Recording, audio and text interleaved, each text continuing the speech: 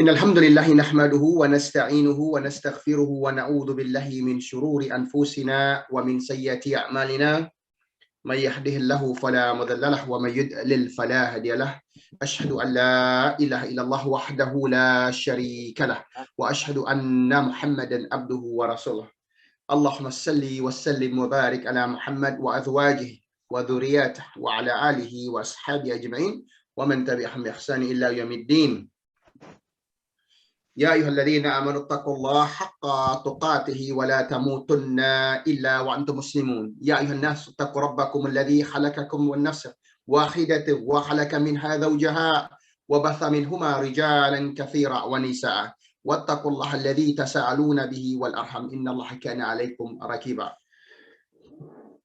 فإن أصدق الحديث كتاب الله وخير الهدي هدي محمد صلى الله عليه وسلم على وشر الأمور محدثاتها وكل محدثة بدعة وكل بدعة ضلالة وكل ضلالة في النار وبعد السلام عليكم ورحمة الله وبركاته ikhwan wa akhwati fillah, sahabat-sahabat semua yang semoga Allah Subhanahu wa taala selalu memuliakan dan merahmati teman-teman semua dimanapun teman-teman berada. Alhamdulillah, segala puji, all praises belong to Allah Subhanahu wa taala, and we send the blessings into the Prophet alaihi salatu wassalam, dan kita kirimkan salawat dan salam ke atas diri Nabi sallallahu alaihi wasallam dan kepada ahli-ahli keluarga beliau, kepada isteri-isteri beliau, kepada anak-anak beliau, kepada sahabat-sahabat beliau, dan kepada kita semua insya-Allah ila yaumiddin, kepada siapapun yang mengikuti jalannya Nabi sallallahu alaihi wasallam, jalannya para sahabat radhiyallahu anhum ajma'in, jalannya para tabi'in rahimahumullah ajma'in, jalannya para tabi'in rahimahumullah ajma'in ila yaumiddin insyaallah, sampai kita balik dan dibangkitkan Allah Subhanahu wa taala di atas keyakinan, di atas tauhid yang lurus insyaallah, tauhid yang tak bergeming, tauhid yang tak tergeser, tauhid yang tidak akan one iota shift from the core of Islam that the Prophet alaihi wasallam brought unto us. Teman-teman sahabat yang semoga Allah SWT rahmati, sebagai refresher, ini yang kita sedang bahas ini adalah suatu judul aslinya ini adalah The Ideal Muslim. Ini sebuah buku yang ditulis oleh Syekh Dr. Muhammad Al-Hashimi, ya. Nah, sekedar sekilas pandang, karena ini sebenarnya sesinya panjang teman-teman. Ini ada 9 bagian yang Anda diingatin oleh admin dan sahabat kita bahwa Ustaz antum jangan buru-buru, kita akan selesaikan satu demi satu. Kita akan ngaji kita nggak mau ngaji tematik, tapi kita mau ngaji dengan benar. Kita pengen dapat suatu ilmu yang mana kita dapat suatu keselarasan dan holistic approach insyaallah, in terms of the knowledge. Perlu Anda ingatin bahwa menuntut ilmu adalah keharusan, adalah kemuliaan, adalah the difference between those, Muslims and those of the non-Muslims. Ketika kita katakan Islam ini adalah agama satu-satunya where we are commanded to seek knowledge. Nggak ada agama lain yang kita disuruh, ya, dipastikan nggak ada. Ya, on the record, I say this to you, my brothers and my sisters. There is no other religion on earth that command you to seek knowledge. Dan lihat bagaimana Nabi SAW mengingatkan kita beberapa menit kita balikan tadi sebagaimana moderator Fauzi mengingatkan kita akan keikhlasan, dan keikhlasan ini penting teman-teman, karena kalau kita lihat bagaimana Imam An-Nawawi rahimahullah mengingatkan dalam bagian pertama daripada Riyadhus Shalihin bahwa tentu untuk ikhlas. Ya, kalau Anda nggak salah, beliau mengingatkan kita dengan mengutip suratul Al-Bayyinah. Ya, qala Allah Ta'ala, "Wa ma umiru illa liya'budullaha mukhlishina lahuddin hunafa."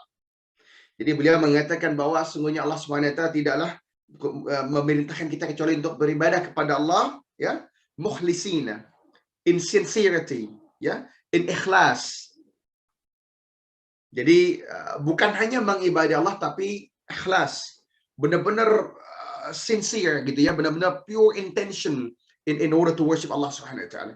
Karena banyak orang Kita nggak tahu, dan yang tahu niat itu cuma diri kita dan Allah Rabbul Alamin. Ya, dan Allah Rabbul Alamin. Dan ini ketika Imam An-Nawawi memberikan suatu gambaran bagaimana pentingnya ikhlas. Jadi ikhlasnya yang sedang berbicara, yang tentunya tidak lebih paham daripada yang dari sedang mendengar. Wallah, kita semua sedang sama-sama menuntut ilmu, insyaAllah. Tapi penting kita mendatangkan nilai ikhlas itu, karena tanpa ikhlas, apalah suatu amalan tanpa ikhlas. Dan tentunya kalau kita tambahkan bahwa, Anda ingin ingatin kepada teman-teman semua bahwa ingat ketika Nabi SAW mengatakan, qala Nabi SAW, talabul ilm faridatun ala kulli muslimin. Ya, seeking knowledge is compulsory upon every Muslims, gitu ya. Menuntut ilmu adalah kewajiban, keharusan, wajib bagi diri setiap Muslims, raja atau hamba, tua atau muda, lelaki atau perempuan, orang merdeka ataupun slaves. Ya, the compulsion in seeking knowledge only in Islam. Dan ketika Nabi SAW mengingatkan kita lagi, Allahumma ini ilman nafi'an wa a'udzubika min ilman la yanfa'. Ketika Nabi SAW mengingatkan kita bahwa tuntutlah ilmu, Allahumma ini a'udzubika min ilman nafi'an, ya Allah, bless us with beneficial knowledge. Ya Allah, berikanlah kami, berkahi kami dengan ilmu-ilmu yang bermanfaat. Lagi Islam tidak hanya mengatakan ilmu, tapi juga yang bermanfaat. Kalau nggak bermanfaat, kita nggak mau, gitu ya. Bukan sekedar ingin menuntut ilmu. Wa'udzubika min ilman la yanfa', dan aku berlindung, ya Allah, daripada ilmu yang tidak ada gunanya, from knowledge of no benefit, gitu ya. Allahu Akbar. Lihat bagaimana indahnya kita di dalam Islam, dan tentunya sesuai dengan pemahaman Quran dan Sunnah, sebagaimana para sahabat radhiyallahu anhum ajma'in memahaminya. Ya, and in another word, ya, ini karena kita dalam lintas bahasa tadi, ya, atau lintas negara, ya. I want to give you this, my brothers and my sisters, that look at the examples of the 3 favorite generation. Lihat bagaimana cara mereka mengibadahi Allah, yaitu tauhid rububiyah, tauhid uluhiyah, tauhid asma wa sifat, dari orang-orang 3 generasi emas yang terbaik yang pernah jalan di atas muka bumi ini. Qala Nabi SAW, khairun nas qarni, thumma alladhina yalunahum, thumma alladhina yalunahum. Generasi terbaik adalah generasiku, kata Nabi SAW. Kemudian yang mengikutinya, tabi'in dan tabi'ut tabi'in. Jadi jelas menuntut ilmu adalah suatu kebaikan, ya, yang mungkin ini adalah cara kita yang paling efisien untuk mendapatkan surganya Allah. Karena ketika Nabi SAW memberikan suatu analogi bahwa orang-orang yang mendapat jalan utama menuju surga, yaitu minan nabiyyin wasiddiqin wasyuhada wassalihin, ya, wa tulabul ilm. Lihat, yang 5 ini minan nabiyyin, tidak ada lagi nabi, ya. Minas siddiqin, kita bukan siddiqin, minas syuhada, wallah syuhada, sedangkan kita berangkat ke masjid susah, gitu ya. Amalan-amalan yang mudah kita anggap berat, gitu kan. Minas salihin, kita semua berharap menjadi seorang salih, tapi siapa yang di antara kita yang bisa jamin amalan kita diterima oleh Allah Subhanahu wa taala, ya? Karena kalau memang kita yakin, kita berkhusuzan, tapi kita nggak tahu yang mana yang diterima, kan gitu. Jadi yang kita cuma punya nih yang kelima, ya ikhwan wa akhwati fillah, ya, wa tulabul ilm, yaitu menjadi the student of knowledge, menjadi para penuntut ilmu. Karena menuntut ilmu ini adalah cara termudah dan tergampang bagi kita untuk mendapatkan rahmat, ridha, ampunan Allah, sehingga kita dapat ke surganya Allah. Baik. Jadi sekitar demikian, ya. Nah, ini sekitar Anda mengulang demikian dikit bahwa tujuan, ya, this concept of the ideal Muslims. Kenapa kita akan habiskan 9 bahasan? Karena ini adalah konsep penting, gitu ya. Karena Islam ini adalah kafah. Ya ayyuhalladzina amanu udkhulu fis-silmi kaffah, kata Allah Subhanahu wa taala. Wahai orang-orang yang telah beriman, maka masuklah ke dalam Islam dengan kafah, beneran, gitu loh, ya. Dan nanti ada nilai dakwah yang luar biasa daripada apa yang kita bahas ini. Karena kalau kita tidak mampu menjadi seorang ideal Muslims, maka kita tidak akan mampu menjadi the ambassador of Islam. Kita nggak mampu menjadi duta Islam untuk mampu memberikan suatu pencerahan, example, the shining example of Islam. Karena apa? Karena we are not worthy to represent Islam. Nah, Syekh Al-Hashimi mengatakan bahwa suatu hal yang dia sering pandang, ini bermula kira-kira 10 atau belasan tahun yang lalu, seperti dia katakan, dan ini mungkin teman-teman bisa relate ya. Berapa sering kita masuk ke dalam masjid, kita lihat ada teman-teman kita yang di safnya terdepan, Masya Allah, Alhamdulillah, itu nikmat dari Allah. Tapi ketika dia salat, teman-teman yang nggak asik, karena ketika kita lihat dia mengeluarkan bau badan yang tidak enak, gitu ya. Atau berapa sering kita ketemu orang-orang yang dia sering ke masjid, tapi ketika dia parkir sembarangan. Atau ketika kita datang, ketika dia keluar, terjadi suatu gesekan atau rusuh gitu ya, nggak rapi, nggak apik, nggak cakep, nggak manis mainnya, gitu kan. Lain, sering kita dengar dalam banyak grup-grup yang lain, kita lihat itu teman-teman kita udah hijrah, tapi amat tangga nggak teguran, gitu kan. Sering kita lihat, kelihatannya ya sudah di dalam sunnah, sering datang kajian gitu ya, tapi ibu bapaknya nggak ridha sama dia, karena birrul walidaynya kurang, baktinya nggak bener gitu ya. Atau seorang laki-laki menjadi seorang suami, banyak antara kita suami, kelihatannya baik, orang lain banyak dengar, tapi istrinya nggak mau dengar. Kenapa? Karena mungkin dia cuma baik di luar, sampai rumah nggak asik nih orang. Atau ketika anak lain menghampirinya, Ustaz, Assalamualaikum, Masya Allah, tapi ketika dia masuk rumah, putra-putrinya malah ngumpet. Ini beneran kejadian gini, teman-teman. Terus apa yang bisa kita sampaikan dengan keadaan seperti ini? Ya.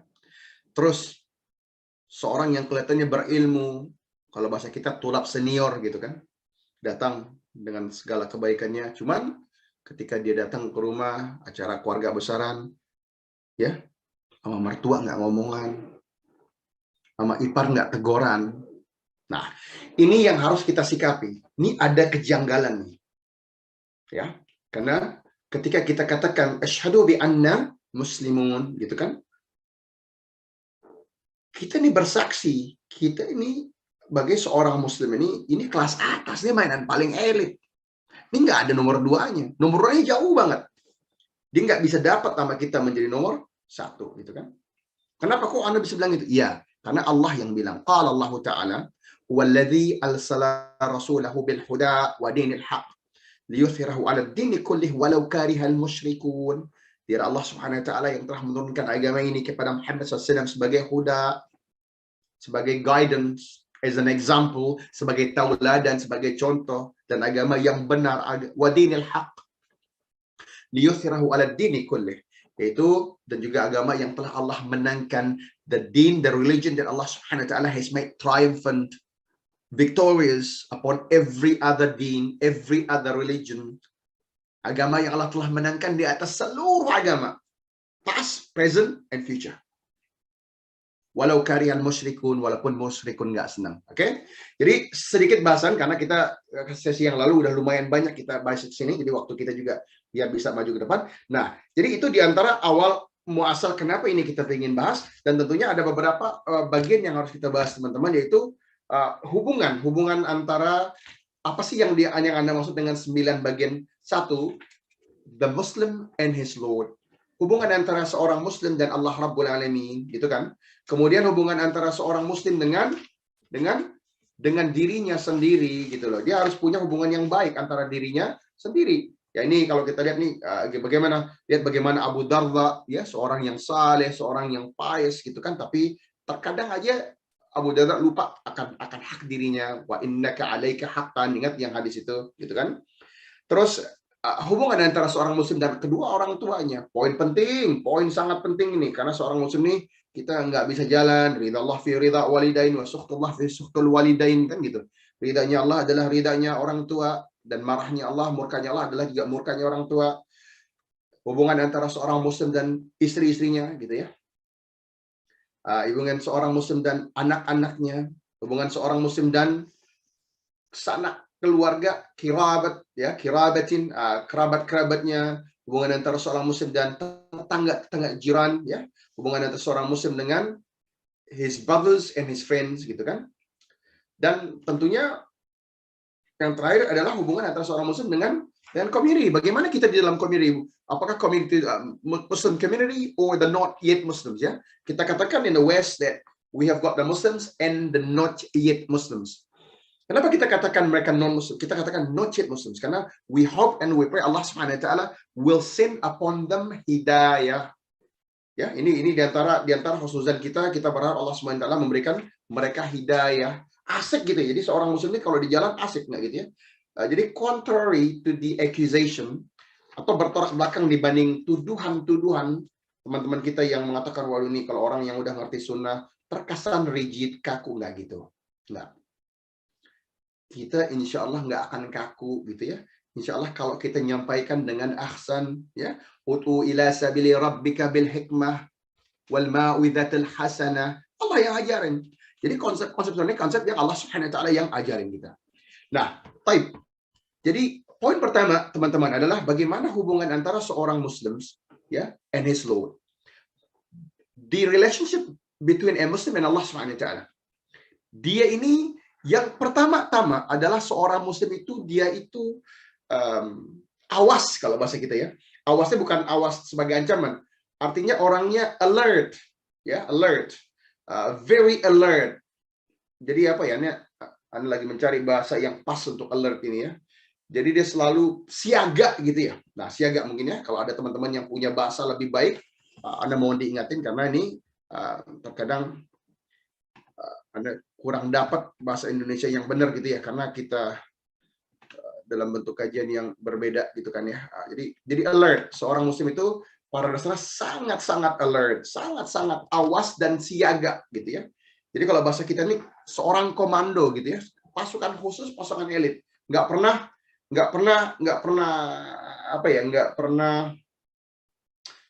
dalam keadaan di mana dia itu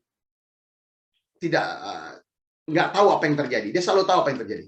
Dia selalu ngerti what's going on. They know what's going on. They know what's around them. They know what their surroundings are. Ya, dapat ya kira-kira ya. Waspada. Baik. Oke. Nah, ini yang kita mau nih.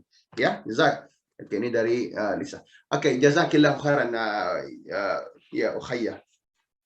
Saudariku. Ya, jadi gitu. Jadi seorang muslim itu dia selalu waspada gitu. Waspadanya itu all gitu ya, Paul ya. Dan Islam ini it requires of the Muslim. Kita ini diperintahkan untuk selalu waspada. Gitu kan? Dan waspada yang pertama ini kita selalu mengecek seperti tadi Ahli Fauzi mengingatin kita bahwa selalu ingat dulu kita ini dalam keadaan ikhlas apa enggak? Jangan sampai semuanya benar tapi nggak tahu ikhlas. Ikhlasnya dulu, benar nggak nih? Waspada, benar nggak? Wah nih, mana cek dulu deh. Ini tadi datang ke sini nih sebenarnya pengen apa gitu ya? Ya mungkin berbagai macam niat datang gitu ya. Ada yang pengen sambil lihat teman kita, ya kayak Ana sama Fauzi ini, masya Allah ya. Beliau orang-orang yang Anda banggakan, masya Allah. Dan Anda tidak sedang ingin memotong leher beliau gitu ya, karena dalam hadis seorang yang memuji saudaranya adalah seolah dia sedang cutting the throat of his brother. No, I'm not trying to do that. Cuma ini sincere sebagai motivation seseorang yang Anda kenal lama banget, ya swipe Anda sendiri gitu ya, masya Allah. Semoga Allah tinggikan darjah beliau, Allah jaga beliau, dan Allah berikan beliau ini banyak kebaikan. Fitnya wal yaumil akhir. Nah, jadi the true Muslim ini dia selalu yakin akan keadaan niatnya dimanapun dia berada, ya. Dan seorang Muslim yang the ideal Muslim ini, ya, dia selalu waspada dan terbuka pandangannya dalam menyaksikan dan melihat the creation of Allah Subhanahu wa taala. Jadi dia selalu ketika dia bangun sampai dia tidur lagi, yang dilihat adalah masya Allah, ya.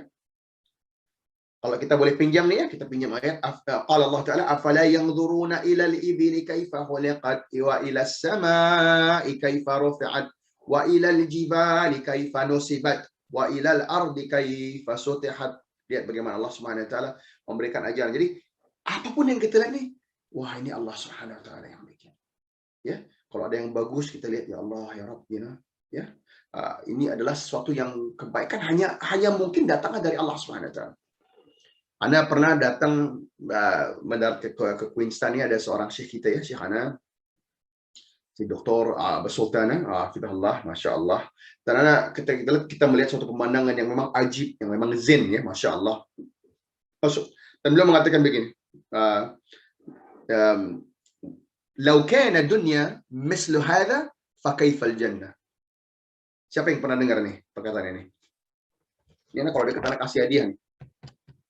"Lau kana dunya mislu hadza fa kaifal jannah." Moderator, Anda mohon izin ya, kalau boleh nggak kalau kajian ini sedikit berinteraksi, ya, karena supaya kita sama-sama belajar gitu ya. Siapa yang pernah dengar ekspresi tadi? "Lau kana dunya mislu hadza fa kaifal jannah." Daripada jamaah bisa resen atau bisa langsung. Para jamaah yang tahu langsung bisa resen atau langsung klik unmute. Kalian ulang ya. "Lau kana dunya mislu hadza fa kaifal jannah." Oke. Nah, mungkin nanti teman-teman akan dengar ini ya. Ini suatu kosakata yang ajib ini ya. Jadi beliau mengatakan ketika kita jalan di atas kendaraan, melihat sesuatu yang bagus, pemandangan yang masya Allah, kita lihat bagaimana Imam Nawawi mengatakan bukunya apa, Riyadhus Shalihin. Itu the garden of the pious. Kalau taman rumput ya, taman orang-orang yang saleh kan gitu kan. Lihat bagaimana ulama kita ini melihat sesuatu yang indah, dia pandangannya bukan dunia, teman-teman. Pandangannya lebih dari dunia. Kalau kita katakan bahwa pandangannya bukan dunia, bukan berarti mereka tidak di dunia. Ini salah. Mereka mengerti dunia lebih jago daripada kita, masya Allah. Dan inilah yang memberikan tiga generasi emas ini suatu kelebihan sampai hari ini adalah kemampuan mereka mengolah, kewaspadaan mereka yang super tinggi gitu ya, mengalahkan pasukan khusus yang mana pun yang pernah ada. Jadi ketika saya mengatakan "lau kana dunya misli hadza fa kaifal jannah", beliau mengatakan, bayangkan, dia bilang, kalaulah dunia itu sebegini indahnya. Allahu Akbar. Ya, dunia aja segini cakepnya. Fa kaifal jannah. Bagaimana dengan jannah? Ini orang cerdas. Terkadang kita melihat kecerdasan orang itu dari attitude-nya, IQ-nya gitu ya. Dari banyaknya gelar yang dia punya, subhanallah. Anda pernah ketemu orang yang 3 S3-nya, tapi minumnya masih tangan kiri, subhanallah. Jadi ini jadi kita kira-kira kalau demikian, ma ma'na hadza? Apalah arti semua ini gitu ya. Ketika orang berusia tua gitu ya, dengan berbagai macam ijazah yang notabene nggak tahu kalau antum pernah ketemu, Anda sih belum pernah orang yang punya 3 S3 atau 4 S3 satu orang gitu ya. Tapi ternyata tidak berbanding lurus dengan ternyata dia tidak ini kita sedang belajar gitu ya, bahwa sayang seribu sayang ketika kita masih makan dengan tangan kiri gitu ya, minum dengan tangan kiri, ternyata tidak berbanding lurus kan gitu ya. Jadi saya mengatakan bahwa lihat dunia yang begitu mengagumkan ini memang masya Allah, ini memang indah. Tapi dia mengatakan bayangkan dunia yang sebegitu indahnya, tapi Anda nggak sampai sini aja gitu ya. Anda sedang membayangkan bagaimana surga Allah. Ya, seorang yang memang masya Allah ya. Nah itu jadi waspada. Apa yang dia lihat? Dan ini bukan berarti seorang mukmin itu nggak pengen mobil bagus. Enggak, itu salah gitu ya. Lihat orang lihat suatu binatang yang cakep, kita lihat ayam, kalau yang sedang ayam ya, yang lihat sapi, yang lihat domba gitu ya. Tetap kita akan katakan masya Allah nih cakep nih kuda, kan cakep nih apa gitu kan. Nah tapi dia tidak hanya sampai sini. Itu yang Anda maksud ya. Dan inilah tingkat pertama yang kita katakan adalah the Muslim, hubungan antara seorang mukmin, seorang Muslim dengan Allah Sang Pencipta. Nah, di sini Allah Subhanahu wa taala mengingatkan kita di suratul Imran ya, surat Imran, bagi yang ada Qur'annya coba dilihat karena Anda lebih sering ini mohon maaf ya, karena mungkin teman-teman masing-masing kita punya silabus yang berbeda. Anda dengan para seksi Anda dengan maksudnya kita lebih berusaha untuk adanya interaktif gitu ya. Jadi silakan antum semua untuk menghentikan Ana, untuk memperbaiki atau untuk sekedar bantah, untuk saling bertukar pikiran saat ini ya. Nah, qala Allah Ta'ala ya, a'udzubillahi minasyaitonir rajim, alladzina yadhkuruna Allah qiyaman wa qu'udan wa 'ala junubihim wa yatafakkaruna fi khalqis samawati wal ardh خلق السماوات والأرض ربنا ما خلقت هذا باطلا سبحانك فقنا عذاب النار. Nah ini masya Allah. Lihat bagaimana Allah Subhanahu wa taala mengingatkan kita. Dan mereka yang mengingat Allah, ya, dia ini mengingat Allah ketika dia berdiri, ketika dia sedang duduk, dan ketika dia sedang berbaring, ya. Sedang, kalau bahasa kita sedang istirahat aja dia ingat Allah Subhanahu wa taala, ya. Dan dia selalu berpikir tentang bagaimana memikirkan bagaimana penciptaan yang Allah Subhanahu wa taala lihatkan kepada indera-indera yang dia punya, gitu kan, ya. And apa-apa yang ada di langit dan apa-apa yang ada di bumi, dan dia mengatakan, ya Rabbana ma halaqta hadza batila, dan ya Tuhanku, ya Rabb, ya, nggak ada yang engkau ciptakan kecuali dia ini punya tujuan, gitu. Ini nggak ada yang diciptakan Allah dengan sia-sia, gitu. And you guard us from the punishment of the fire.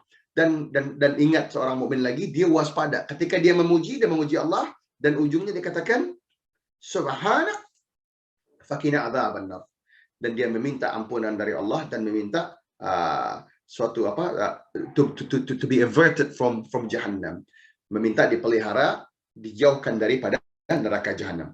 Oke, ini ya, ini yang kita mulaikan, teman-teman. Nah, kemudian jazakallahu khairan buat yang telah men-share ini dari Ahli Fauzi, supaya teman-teman bisa lihat, ya. Jadi ini ayat yang Masya Allah. Nah, ketika seorang tadi waspada, ketika kita lihat dan kita nggak kaget nih, kenapa dan kemudian seorang muslim itu dia kemudian sangat-sangat tawadhu, ya, sangat-sangat menghinakan dirinya di depan dan di hadapan Allah Sang Pencipta Rabbul Alamin. Dia nggak pernah ingin, ya, secara sengaja untuk melanggar batas, to transgress, gitu ya, untuk melampaui batas daripada yang Allah Subhanahu wa taala dan nabinya alaihi salatu wasallam telah gariskan, ya. Dan dia berusaha sekuat tenaga untuk mengikuti seluruh perintah Allah dan meninggalkan apa-apa yang Allah Subhanahu wa larang. Dan ujiannya bagi setiap orang muslim ini adalah untuk mampu menghadirkan, ya, ketaatan terhadap apa-apa yang Allah Subhanahu wa taala telah perintahkan dan Nabi-Nya SAW telah perintahkan. Dan tentunya taat ini ada 3 paling tidak, ya teman-teman. Sebagian ulama menambahkannya dengan beberapa, tapi yang kita tahu adalah paling tidak 3. 1, untuk mampu patuh terhadap perintah Allah, taat di atas ketaatan. Kemudian untuk mampu sabar di atas meninggalkan larangan Allah, dan kemudian untuk mampu untuk sabar di atas meninggalkan larangan Allah dan mematuhi perintah Allah. Karena terkadang kita mampu, ya, melakukan perintah Allah tapi kita nggak sabar sebentar, gitu kan, atau beberapa waktu kita melanggar. Bukan itu yang dimaksud. Jadi 3 itu. Nah, kewaspadaan seorang muslim, seorang ideal muslim tadi, gitu ya, inilah yang membuat dia mampu hadir dalam setiap suasana, setiap ragam pembicaraan di atas keadaan di mana dia mengatakan ittaqillah, ya, fear Allah. Makna yang paling singkat daripada ittaqillah adalah kita, kalau bahasa kita, takutlah kepada Allah. Tapi ulama-ulama tafsir memberikan gambaran yang lebih dalam daripada cuma sekedar takut pada Allah, teman-teman. Yang lebih cocok sebenarnya adalah you are conscious of the command of Allah Subhanahu wa taala and you are also conscious of the provision of Allah Subhanahu wa taala. Jadi dirinya sebenarnya waspada. Waspada benar akan apa yang Allah Subhanahu wa taala perintahkan. Dan waspada benar apa yang mungkin Allah Subhanahu wa taala larang daripada dirinya. Ya, dapat dari keadaan ini kita selalu bergerak. Jadi kalau kata Ibnu Qayyim Al-Jauziyah, afwan, minum sebentar. Kalau kata Abdul Qayyim Al-Jauziyah rahimahullah, beliau membaginya ini sebagai sebuah analogi, yaitu ada seekor burung, gitu ya. There is a bird and this bird is flying home into Allah Subhanahu wa taala. Sebuah dari keadaan kita setelah kita lahir, seketika kita lahir kita selalu dalam kita straight away we go into the state of returning to Allah Subhanahu wa taala. Kita langsung berjalan pulang menuju Allah SWT. Karena sejatinya ketika kita lahir, kita akan mati, gitu ya. Death is on progress.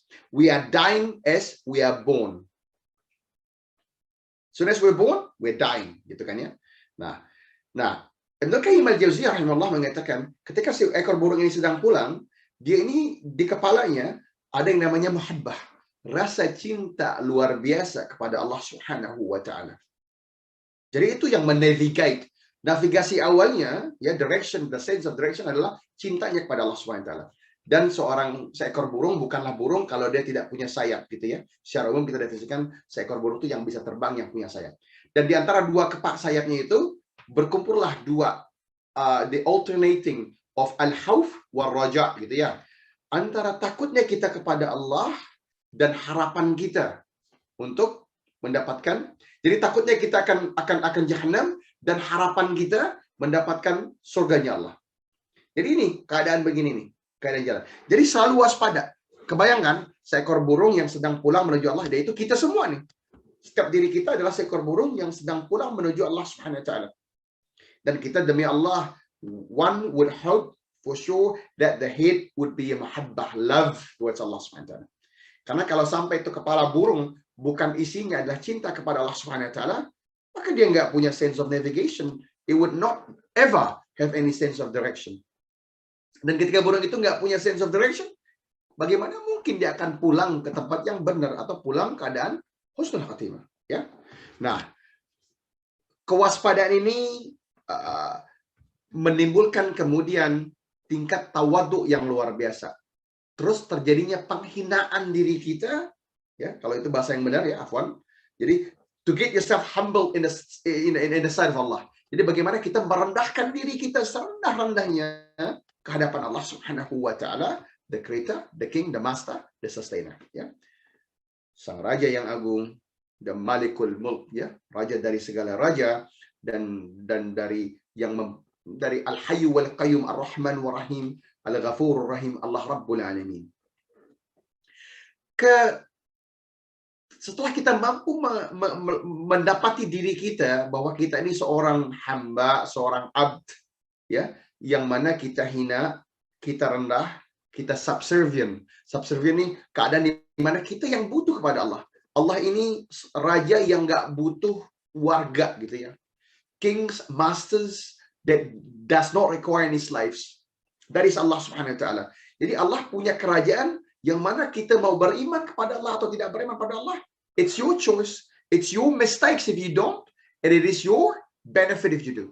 Jadi ketika manusia mengatakan dia beriman kepada Allah dan dia mengibadati Allah secara utuh, secara benar, sesuai dengan yang diajarkan oleh Nabi SAW, yang dipahami para sahabat radhiyallahu anhum ajma'in, bagaimana para tabi'in rahimahumullah ajma'in, dia berada pada saat dia yang diuntungkan. Ini tidak pernah satu iota, ya, satu sel pun menambah besarnya Allah. Dan ketika seluruh makhluk di dunia ini, di atas bumi dan langit, tidak mau mengibadahi Allah, tidak mau mengibadahi Allah, Allah juga tidak kurang satu iota pun, gitu ya. Ini keadaan sejatinya. Jadi makhluk ibad yang memerlukan Allah Rabbul Alamin. Dan ini tentunya kita katakan adanya suatu keadaan di dalam hati kita untuk tunduk dan patuh kepada Allah Subhanahu wa taala dan Nabi sallallahu alaihi wasallam. Satu paket nih, teman-teman. Ini yang lagi marak di dunia barat nih, ya. Ada sebagian yang punya pandangan, dia bicara sami'na wa ata'na, ya. Dia mengatakan we listen and we obey, kami dengar dan kami patuh, gitu ya. Tapi dia menolak hadis, artinya mungkir alal hadis. Subhanallah. Ini ada keadaan baru, gitu ya. Keadaan yang mungkin kita benar-benar kita sedang diingatkan bahwa sejatinya kita sedang hidup di akhir zaman yang penuh dengan fitnah, gitu ya. Nah, ketika seorang muslim, ideal muslim ini, ya, dia waspada dan dia mampu menghinakan dirinya kepada Allah Subhanahu wa taala, ya. Dia ini kemudian apapun yang ada dalam hatinya, ya, adapun itu keinginan, syahwat, hawa nafsu, akan dia cocokkan dengan apa yang Allah Subhanahu wa taala gariskan dan Nabi SAW ajarkan. Jadi dengan kata lain, ya, oke, Afwan, ini ada yang tanya ya, sambil ini kita sambil simak. Assalamualaikum Ustaz. Saya pernah mendengar tausiah bahwa kalau berbuat dosa sudah pasti langsung tercatat sebagai dosa. Tapi kalau beribadah belum tentu diterima. Contohnya saat kita belum tentu dicatat sebagai ibadah salat yang sempurna, sedangkan kita belum tentu juga diterima. Kemungkin adanya ria, ada setengah ikhlas memberikannya. Namun kita berusaha selalu untuk berbaik sangka kepada Allah, walaupun pasti ada rasa was-was. Oke, baik. Kalau boleh, Anda lanjutin sebentar. Nanti ketika kita sana jawab, Anda balas ya. Tapi jazakillah khairan. Ini pertanyaan yang Masya Allah, it's a very good question ya. Ini banyak orang kurang paham di mana titik yang kita katakan adil atau di mana sih titik tengahnya gitu ya. Di mana kita berhati-hati dan di mana kita berbaik sangka. Anda akan insya Allah kita akan balik ke situ insya Allah. Nah, keadaan seorang adil Muslim tadi ya, dia juga punya sense of authority ya, responsibility terhadap authority-nya. Dan ini banyak kita saksikan ya. Dan banyak orang yang kelihatannya berilmu tapi ternyata kepada yang dia naungi dia nggak membuahkan hasil gitu ya. They don't become a good leader gitu. Dia bukan seorang pemimpin yang ajib. Kok bisa? Nah, ini pertanyaannya. Bagaimana seorang yang sejatinya sering kajian, sering mendatangi majelis ilmu, kelihatannya paham, tapi kok dia nggak mampu menghadirkan tanggung jawab di atas yang dia pimpin. Dan ini bisa jadi orang tuanya, bisa jadi istri-istrinya, bisa jadi anak-anaknya, bisa jadi teman-temannya, bisa jadi community yang dia pimpin. Ya, ini penting teman-teman. Selanjutnya teman-teman, seorang ideal Muslim ini ketika dia berhadapan antara tanggung jawab dia dan hubungan dia dengan Allah Subhanahu wa taala, ya, dia menerima dengan utuh tanpa no ifs, no buts, no what, no could. Ya, paham maksudnya? Jadi dia nggak, wah, tapi kalau gitu ya, gimana kalau gini, nggak gitu. Dia akan terima apa yang Allah Subhanahu wa taala telah gariskan, telah the wills and the decree of Allah Subhanahu wa taala and of the Prophet alaihi salatu wassalam. Jadi bahasanya gini, ya ayyuhalladzina amanu atiullah wa atiur rasul wa ulil amri minkum.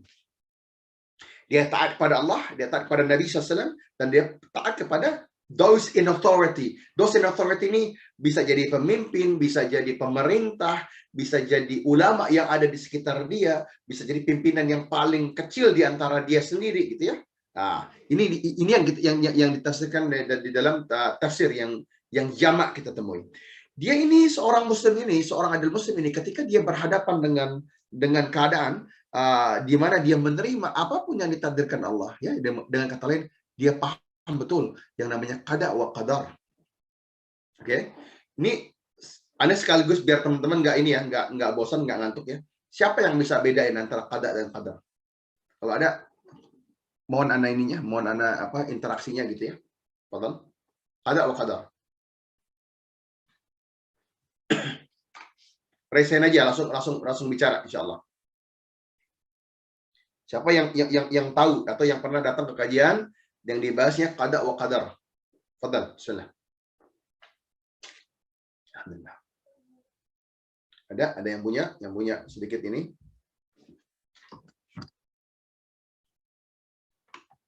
Sejatinya kita kalau sambil ngaji ini asik kalau memang kita sambil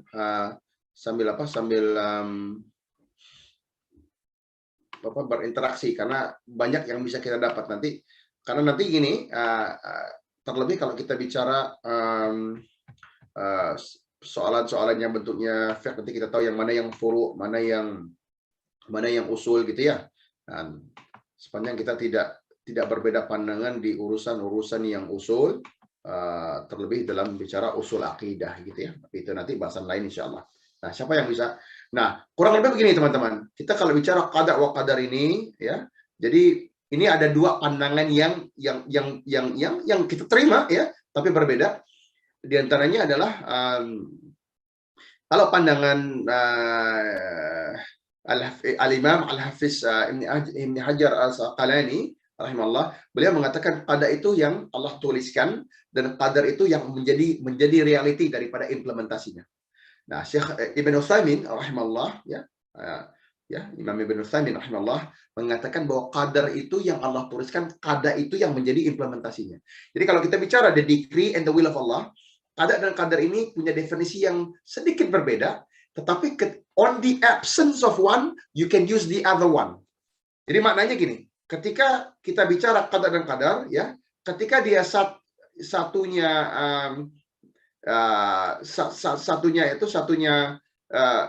tiada, kita boleh menggunakan qada untuk mengartikan qadar. Ketika kita bicara ini qada begini. Tapi ketika dia hadir dua-dua, ada qada dan qadar, dia mesti jelaskan mana yang merupakan al-awwalun min ta'allahul mahfuz, dan nanti ada beberapa itu. Kalau tadi ada lihat Fauzi baru posting yang dari Syekh Ibn Utsaimin rahimahullah. Nah, itu dijelaskan. Jadi mana yang nanti kita bicara takdir azali, nanti ada yang al-yaumi, al-hauli, nanti dan berbagai macam bentuk, ada yang bisa berubah, ada yang muqayyad gitu, ada yang mutlak gitu ya. Jadi ada yang jadi qada dan qadar ini bisa mutlak, bisa enggak gitu ya.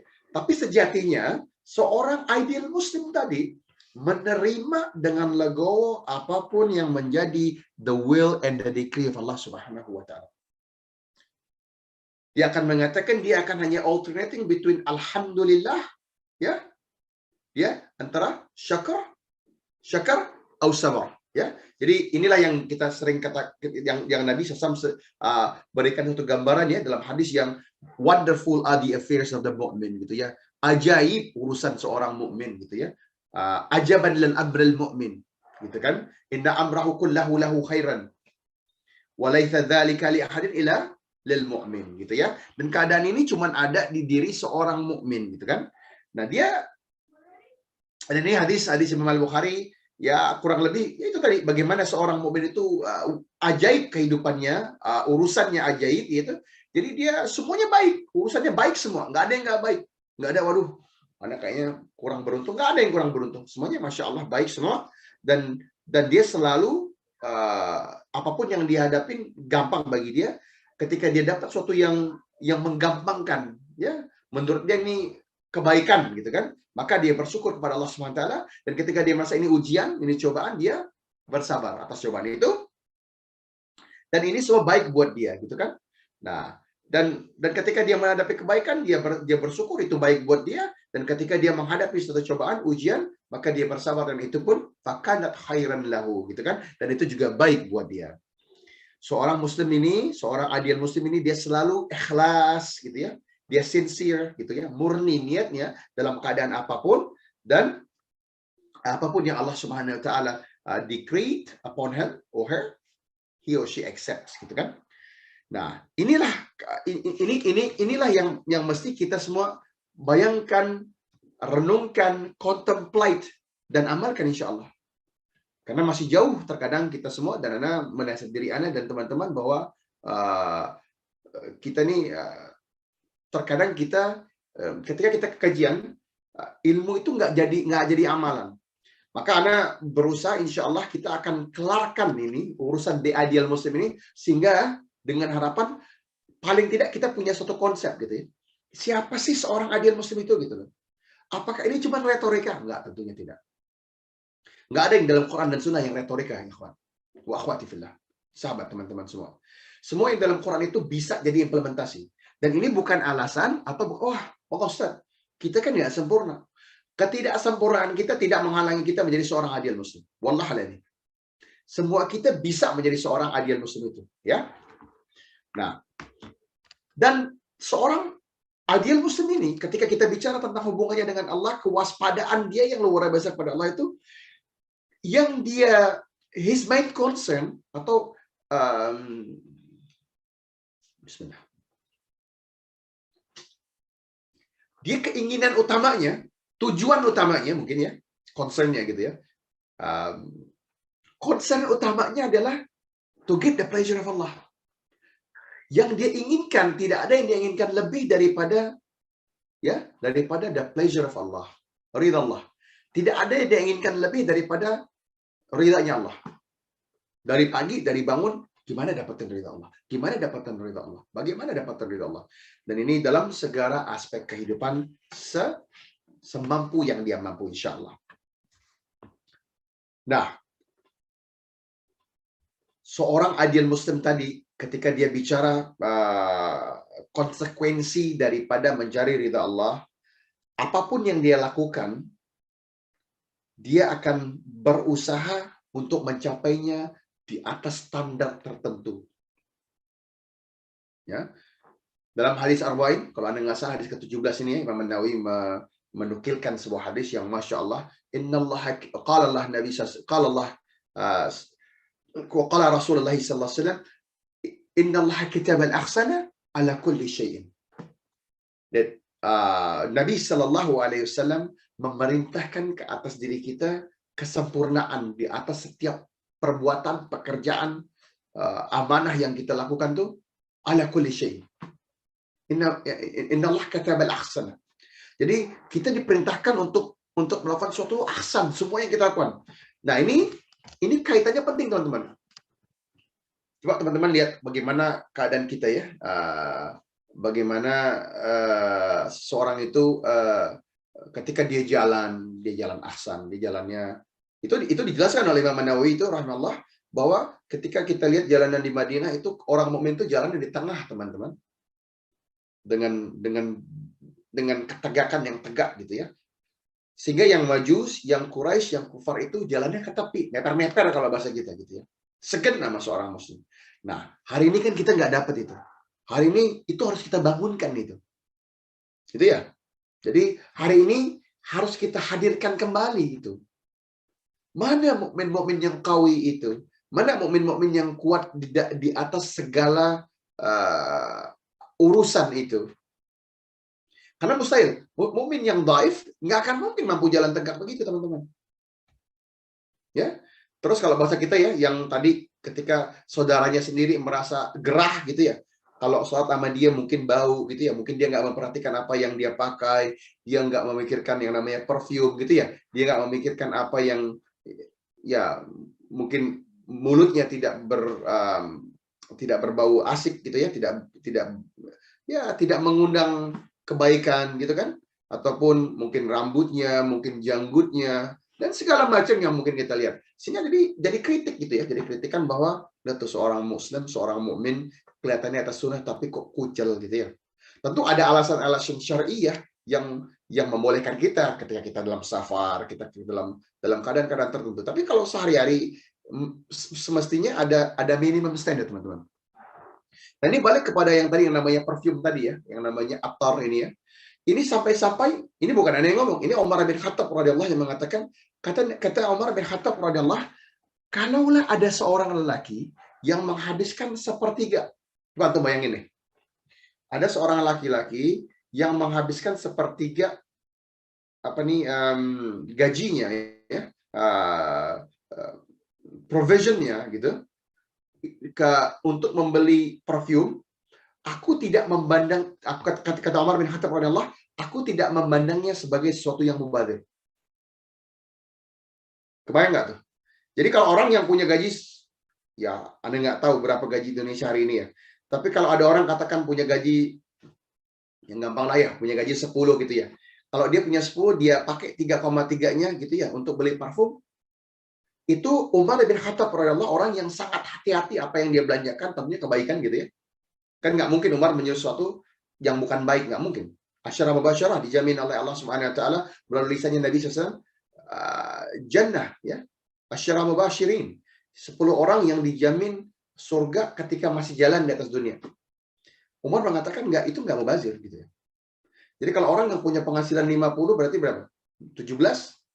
Kalau orang yang punya 100 berarti 33. Kan nggak ada di antara kita yang Anda belum pernah nemu gitu ya, di zaman ini orang membelanjakan sepertiga hartanya gitu ya. Bukan hartanya, sepertiga income-nya gitu ya. Untuk parfum.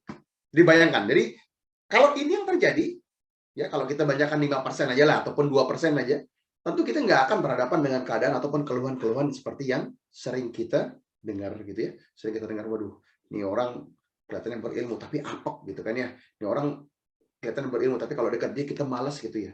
napasnya tidak berbau sedap. Nah, inilah yang mungkin seorang muslim itu dia selalu melihat ridha Allah dari seluruh sisi, dari keikhlasannya, kemurniannya, purity-nya, menghinakan dirinya di hadapan Allah Subhanahu wa taala, mencari ridha Allah Subhanahu wa taala di atas setiap urusan. Ya. Makanya menjadi bahasan yang panjang insyaallah, tapi kita akan coba selesaikan insyaallah. Kemudian seorang adil muslim yang tadi waspada, alert towards Allah Subhanahu wa taala, dia juga selalu melakukan kewajibannya. Kewajibannya yang diperintahkan oleh Islam. Maknanya apa yang Allah dan Nabi-Nya sallallahu alaihi wasallam perintahkan. Dia nggak mau absen, dia nggak mau apa yang Allah Subhanahu wa taala perintahkan terus dia katakan, wah nggak deh, yang ini berat, yang ini enggak. Fattaqullah mastata'tum. Maka apa ya? Fattaqullah, maka takutlah kepada Allah sampai batas terakhir gitu loh. Sekuat tenaga gitu ya. To the best of your ability gitu loh. Ini keadaan seorang adil muslim.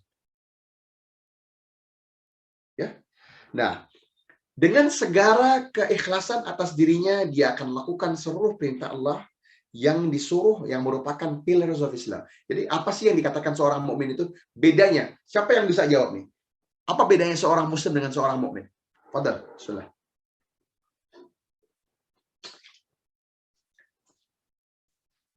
Ini jazakumullah khairan kalau bisa kita berinteraksi dikit gitu ya. Karena nanti ada hadis yang bahasanya hadis tadi nggak bicara ajaban lil amril muslim, dikatakan ajaban lil amril mukmin. Kenapa bahasanya mukmin gitu? Siapa yang udah pernah dengar bahasan ini? Karena ini bukan tebak ya. Ya, muslim iman, baik, Anda nggak dapat. Oke, coba lihat ya. Ini ada yang dari Sianti. Muslim. Taib. Oke. Muslim mukmin. Nah, oke. Muslim adalah orang yang menganut agama Islam. Kalau mukmin adalah seorang yang benar-benar mengamalkan ajaran agama Islam. Taib. Dekat Dokti, udah dekat. Jadi yang paling simpel adalah begini. Seorang muslim adalah seorang yang telah menerima Allah Subhanahu wa taala sebagai Rabb-nya kan gitu ya. Faqulu syahadu bi anna muslimin kan gitu. Dan seorang mukmin ini definisi yang paling singkat, yang paling simpel, yang paling gampangnya, ya ikhwan wa akhwati fillah, adalah seorang mukmin ini yang menjalankan apa yang Allah perintahkan, paling tidak ya, the pillars of Islam and the pillars of iman. Paling tidak. Jadi bahasanya adalah seorang mukmin itu mampu melaksanakan kewajiban minimum gitu ya, yaitu bersyahadat tadi dia sebagai seorang muslim, terima kan, kemudian sholat dan zakat dan puasa, dan dia berhaji. Ketika dia mampu mengatakan itu, dia bisa katakan menjadi seorang mukmin, gitu ya, dan meninggalkan larangannya, larangan-larangan yang Allah, artinya larangan-larangan yang paling utama, yang besar-besar dia tinggalkan. Dia seorang mukmin. Gitu. Itu. Jadi kenapa hadis ini bercerita tentang seorang mukmin, bukan seorang muslim gitu ya? Karena ini memang naik kelas. Jadi itu kita lihat bahwa ada Islam, iman, ihsan, muslim, mukmin, muhsinin gitu ya. Jadi ketika seorang yang tadi waspada, seorang ideal muslim ini, dia juga selalu waspada ya ketika dia melakukan tanggung jawabnya. Dia nggak main-main sama tanggung jawabnya dia. Ketika disuruh ngurus kajian, dia urus kajian. Ketika dia lakukan ini, dilakukan ini semua gitu ya. Jadi dia nggak akan bilang pada hari ini dia nggak akan lakukan ya. Nah, ini akan kita quote sedikit bahasan yang di mana Abu Hurairah radhiyallahu mengatakan bahwa dia telah pernah mendengar daripada Nabi SAW bahwa apa yang akan Anda pikirkan ketika ada satu buah sungai yang sedang mengalir di bawah pintu dari rumah kalian semua, gitu kan? Dan dia mandi 5 kali satu hari di dalam sungai itu, kan? Apakah mungkin masih ada sebongkah kotoran yang menempel di badannya dia? Dan sahabat radhiyallahu anhu mengatakan nggak akan mungkin ada sisa apapun ketika seorang ada sungai yang mengalir dan dia mandi 5 kali sehari, gitu kan? Nah, ini dikisahkan ada Nabi SAW mengatakan bahwa inilah amsal ataupun analogi daripada seseorang yang salat 5 kali sehari. Hadis ini muttafaq alaih. Ya, muttafaq alaih maknanya apa? Siapa yang mau jawab nih? Sebelum mana anak tutup yang kajian kita sebentar, kita menunjukkan tanya jawab. Siapa yang ketika ada hadis dikatakan hadis muttafaq alaih. Ma makna hada? Apa pengertian hadis yang muttafaq alaih? Karena ada pengennya kita pulang nih bawa sesuatu gitu ya. Teman-teman pulang, cerita sama istri, cerita sama suami, cerita sama anak-anak. Jadi kita benar-benar dapat tuh barang. Jangan jadi orang yang datang ke seminar, datang ke conference, hari ini dapat kajian ini, besok nggak jadi apa-apa. Oke, ada yang bilang disepakati oleh semua perawi hadis. Dekat ukhti, tapi bukan itu. Yang dikatakan dengan muttafaq alaih ini adalah, memang bahasanya agreed upon gitu ya. Muttafaq alaih ini artinya ada di dalam Sahih Bukhari dan Sahih Muslim. Kurang lebih yang gampang begitu ya. Jadi sepakat Imam Muslim dan Imam Bukhari. Ya, baik. Nah, jadi mungkin sementara bahasanya kita anak tutup dulu gitu untuk kita maju ke sesi tanya jawab. Tadi ada beberapa pertanyaan yang udah masuk ya. Mungkin anak izin, mungkin gimana saudara, gimana Fauzi, antum yang mau bacain lagi gimana? Nah, jazakallahu khair Ustazuna atas ilmu dan nasihat yang telah disampaikan. Barakallahu fiik. Masya Allah. Semoga kami semua dapat mengamalkannya dan menjadi muslim yang ideal yang mendapat ridha Allah. Amin. Rabbal alamin. Baik, Ustaz, Ana izin lanjut ke sesi tanya jawab. Di sini sudah ada pertanyaan yang sudah masuk. Kemudian bagi para jamaah yang ingin bertanya bisa raise hand. Nanti dipersilakan untuk bertanya langsung ke Ustadz Reza Hafizahullah. Untuk pertama Ustadz, bismillah, semoga Allah selalu menjaga, melindungi dan merahmati Ustadz, keluarga dan seluruh kaum muslimin. Pertanyaan pertama Ustadz, Assalamualaikum Ustadz Reza. Assalamualaikum warahmatullahi wabarakatuh. Izin bertanya, saya pernah mendengar tausiah bahwa kalau berbuat dosa sudah pasti langsung tercatat sebagai dosa. Tapi kalau beribadah belum tentu diterima. Contohnya sholat kita belum tentu dicatat sebagai ibadah sholat yang sempurna. Sedekah kita belum tentu juga diterima karena mungkin ada riya atau setengah ikhlas. Namun kita selalu berusaha untuk berbaik sangka kepada Allah walaupun pasti ada rasa was-was apakah ibadah-ibadah kita itu diterima. Mohon penjelasannya Ustaz. Jazakallahu khair. Wallah, insyaallah, bismillah.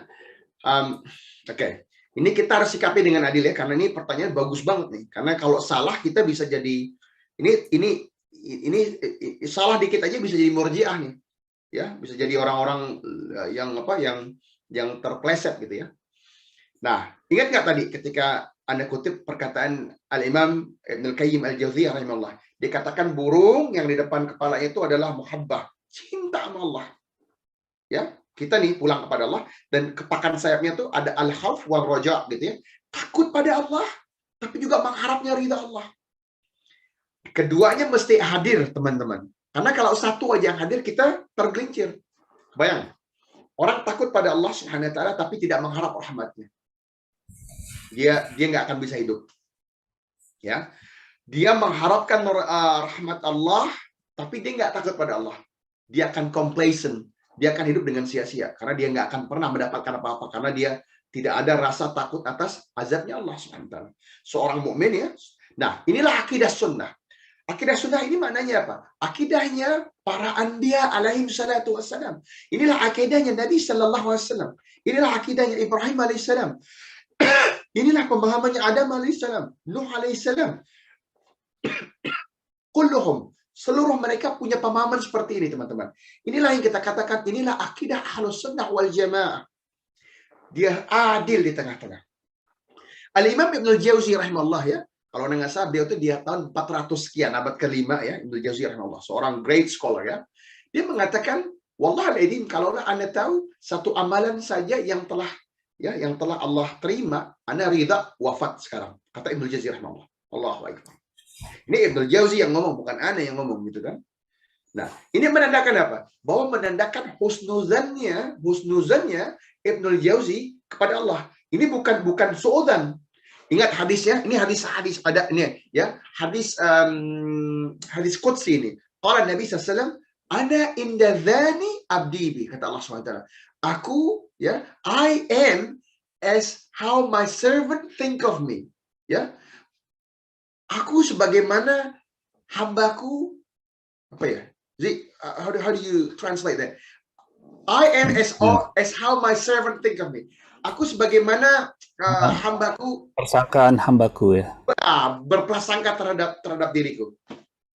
Ini Allah yang bilang, karena hadis qudsi ya. Ya, teman-teman paham kan apa maknanya hadis qudsi? Hadis qudsi ini maknanya adalah perkataan Allah yang dilafazkan oleh Nabi SAW. Itu namanya hadis qudsi. Gitu ya. Jadi Allah Subhanahu wa taala mengatakan, jadi kita harus husnuzan kepada Allah. Ya, Allah Rabbul Alamin. Di antara nama yang Allah paling senang, ya, Al-Hayyu wal Qayyum, Ar-Rahman Ar-Rahim. Ya, sepakat seluruh ulama tafsir. Ini dia namanya, ya. Kenapa Allah katakan Ar-Rahman? Karena memang Allah sangat Ar-Rahman ini kalau bahasa Indonesia kita katakan yang Maha Pengasih gitu ya. Penyayang, Ar-Rahim. Sebenarnya kalau kita menggunakan konteks bahasa Indonesia ini teman-teman nggak cukup gitu ya. Untuk benar-benar ngebedah ini nggak cukup gitu ya. Bahasa Inggris masih mending bahasa Inggris karena dia masih punya kosakata yang lebih dalam. Ya, in English, Ar-Rahman, ya, the one that is intensely merciful. Ar-Rahim, the one that is continuously merciful. Walaupun kita punya translation the most beneficent, the most benevolent, the most graceful, the most beneficent. Tapi maknanya apa? Ar-Rahman Allah ini adalah intensely. Intens itu maksudnya sangat dalam, sangat lurus, sangat terus-terusan gitu ya. Sangat tak terbendung gitu. Itu Rahman Allah. Ar-Rahim, sayang, mercy ini maknanya continuously. Sesuatu yang Allah Subhanahu wa taala terus curahkan. Cuman kita tahu Allah berikan Ar-Rahman ini kepada seluruh makhluk dan Allah hanya reserve Ar-Rahim ini buat seorang yang telah beriman pada Allah Subhanahu wa taala. Ini konsensus. Nggak ada yang punya pandangan bahwa Ar-Rahim ini juga buat non-Muslim. Nggak ada gitu ya. Ini exclusive for the Muslims. Nah, jadi di mana kita bersikap adil dengan pertanyaan Ukhti tadi? Bahwa kita yakin bahwa Allah itu akan menerima amalan kita. Itu dulu. Jadi Anda inda dzanni abdi bi. Aku sebagaimana prasangka hambaku, kata Allah SWT. Jadi kita yakin. Kenapa antum bisa katakan yakin, Ustaz? Karena memang Allah yang suruh kita. Lihat bagaimana Allah katakan suratul Bayyinah. Innal ladzina amanu wa amilus salihati. Ya. Allah katakan kebalikannya. Innal ladzina kafaru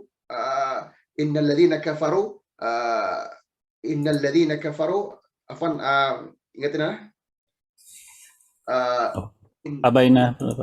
Ya, innal ladzina kafaru minal musyrik apa? Ini Anda nggak dapat balas dari Anda. Jadi bagaimana Allah Subhanahu wa taala memberikan suatu gambaran ya bahwa kalau dia nggak beriman, innal ladzina kafaru jadi Anda nggak dengar ya apa? Jadi kita nih lihat bagaimana Allah berikan suatu kontras, ya. Jadi Allah berikan suatu kontras di mana harapan itu ada terus gitu kan.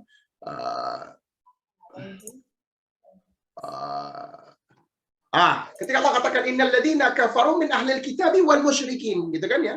Jadi ketika orang-orang innal ladzina kafaru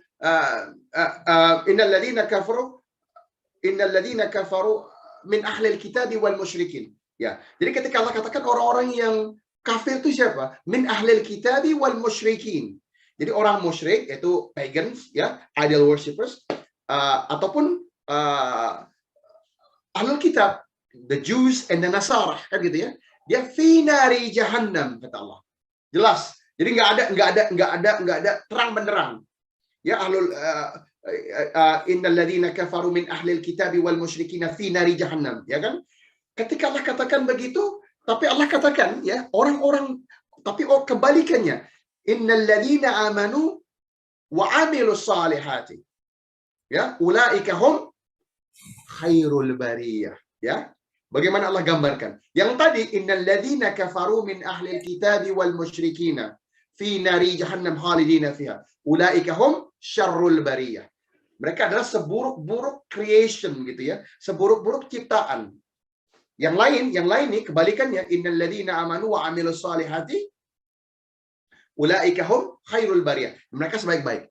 Lagi Allah katakan, walladzina amanu wa amilus solihati anna lahum jannatu tajri min tahtihal anhar, gitu kan? Orang-orang yang beriman itu dan beramal saleh, buat dia ada Allah janjikan surga yang mana sungai-sungai mengalir di bawahnya. Jadi kita husnuzan. Jadi kita mensikapinya adalah begini. Kita mensikapinya, ya Allah, aku yakin rahmat-Mu besar, ya Allah. Engkau akan mengampuni dosaku, ya Allah. Ingat, ini adalah ayat ya Az-Zumar ya, Az-Zumar 53. Ini adalah ayat yang paling optimis, the most optimistic verse in the Quran. Lihat bagaimana Allah Subhanahu wa taala berfirman, qala Allah taala, "Qul ya ibadiyalladzina asrafu ala anfusihim la taqnatu min rahmatillah." Ya, wahai orang-orang yang telah melampaui batas, kata Allah. Ya, la taqnatu min rahmatillah. Jangan kalian putus asa atas rahmat Allah. Innallaha yaghfiru dzunuba jami'a. Sungguhnya Allah Subhanahu wa taala mengampunkan seluruh kesalahan. Nah, kita simpulkan bahwa Allah akan ampunkan kita. Yakin, kecuali itu syirik. Kecuali syirik, ya. Dan Allah akan terima amal kita. Jadi, was-was yang uhti itu adalah suatu poin yang perlu kita sikapi, tetapi tidak perlu disikapi berlebihan sehingga menghadirkan was-was. Karena sejatinya itu yang para sayatin inginkan dari kita kan. Wah, udah, antum ngapain banyak benar beribadah gitu ya, siapa tahu nanti nggak diterima. Nggak gitu. Kita hakul yakin.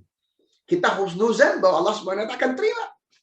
Bukankah yang kita ibadah ini Allah adalah Ar-Rahman Ar-Rahim, Al-Ghafurur Rahim, Zat yang maha Rahman, yang maha Rahim, yang maha pengasih lagi penyayang, yang mengampunkan kita, Al-Wahhab Al-Jabbar Al-Aziz.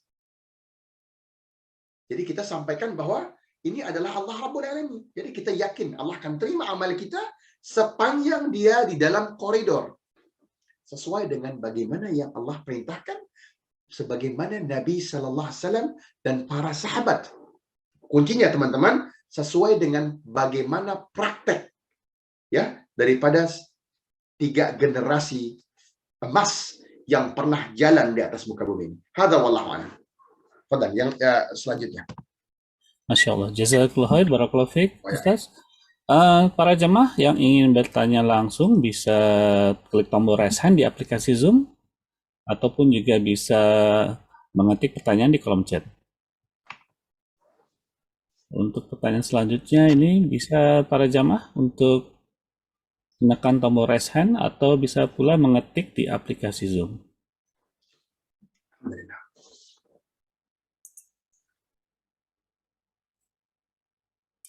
Sudah ada ini kepada, oh ini dari admin kita juga Ustadz.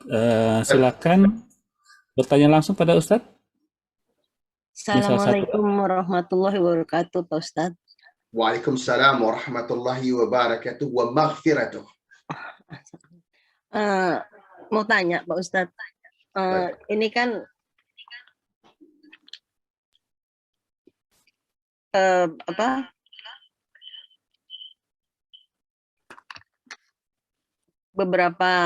ada beberapa amalan kita yang misalnya menurut ada hadisnya, hadisnya lah ya. Misalnya amalan itu satu perbuatan berdosa gitu ya Pak Ustadz ya. Yang berdosa yang bisa masuk neraka dan sebagainya, masuk neraka. Sementara ada di ayat Al-Quran itu kan orang yang ada walaupun sebesar biji sawi iman itu bisa masuk surga. Nah itu gimana tuh Pak Ustadz? Bagaimana kita reconcile ya? Bagaimana kita reconcile? Mohon penjelasannya gitu Pak Ustadz. Okay. Ngerti kan pasti Pak Ustadz paham maksud saya. Mau ngerti tadi salah terus jadinya lebih baik resen aja.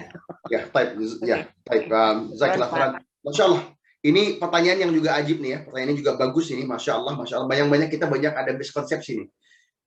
Kita lihat banyak hadis yang, nah ketika hadis mengatakan adanya ini amal ini ketika Allah SWT, ketika Nabi SAW mengatakan apa? qala Nabi SAW, man akhiru kalimatillahi la ilaha illallah dakhalat jannah, ya kan? Barang siapa yang di akhir kalimatnya ketika dia sebelum mati dia katakan la ilaha illallah, bagi dia dakhalal jannah. Benar ya? Nah, ini kan sering kita dengar. Apakah pasti gitu loh? Hanya dengan mengatakan la ilaha illallah terus dia selama hidupnya nggak baik gitu kan? Oke. Bagaimana kita reconcile itu? Dengan nanti ada orang yang mungkin tadi Allah ampunkan, tapi dia juga walaupun sebesar biji sawi. Oke. Ini ada dua aspek, ukhti. Satu, ketika Allah mengatakan sebesar biji sawi itu, qala Allah Ta'ala, "Faman ya'mal mithqala dzarratin khairan yarah, wa man ya'mal mithqala dzarratin syarran yarah." Jadi ketika ada satu kebaikan, kata Allah, satu kecil aja, in the size of the mustard seed, biji sawi ya kalau bahasa Indonesia ya, ini nggak akan luput dari Allah. Inilah adilnya Allah Subhanahu Wa Ta'ala. Dikit aja nggak akan luput, kata Allah. Nggak dihitung gitu loh.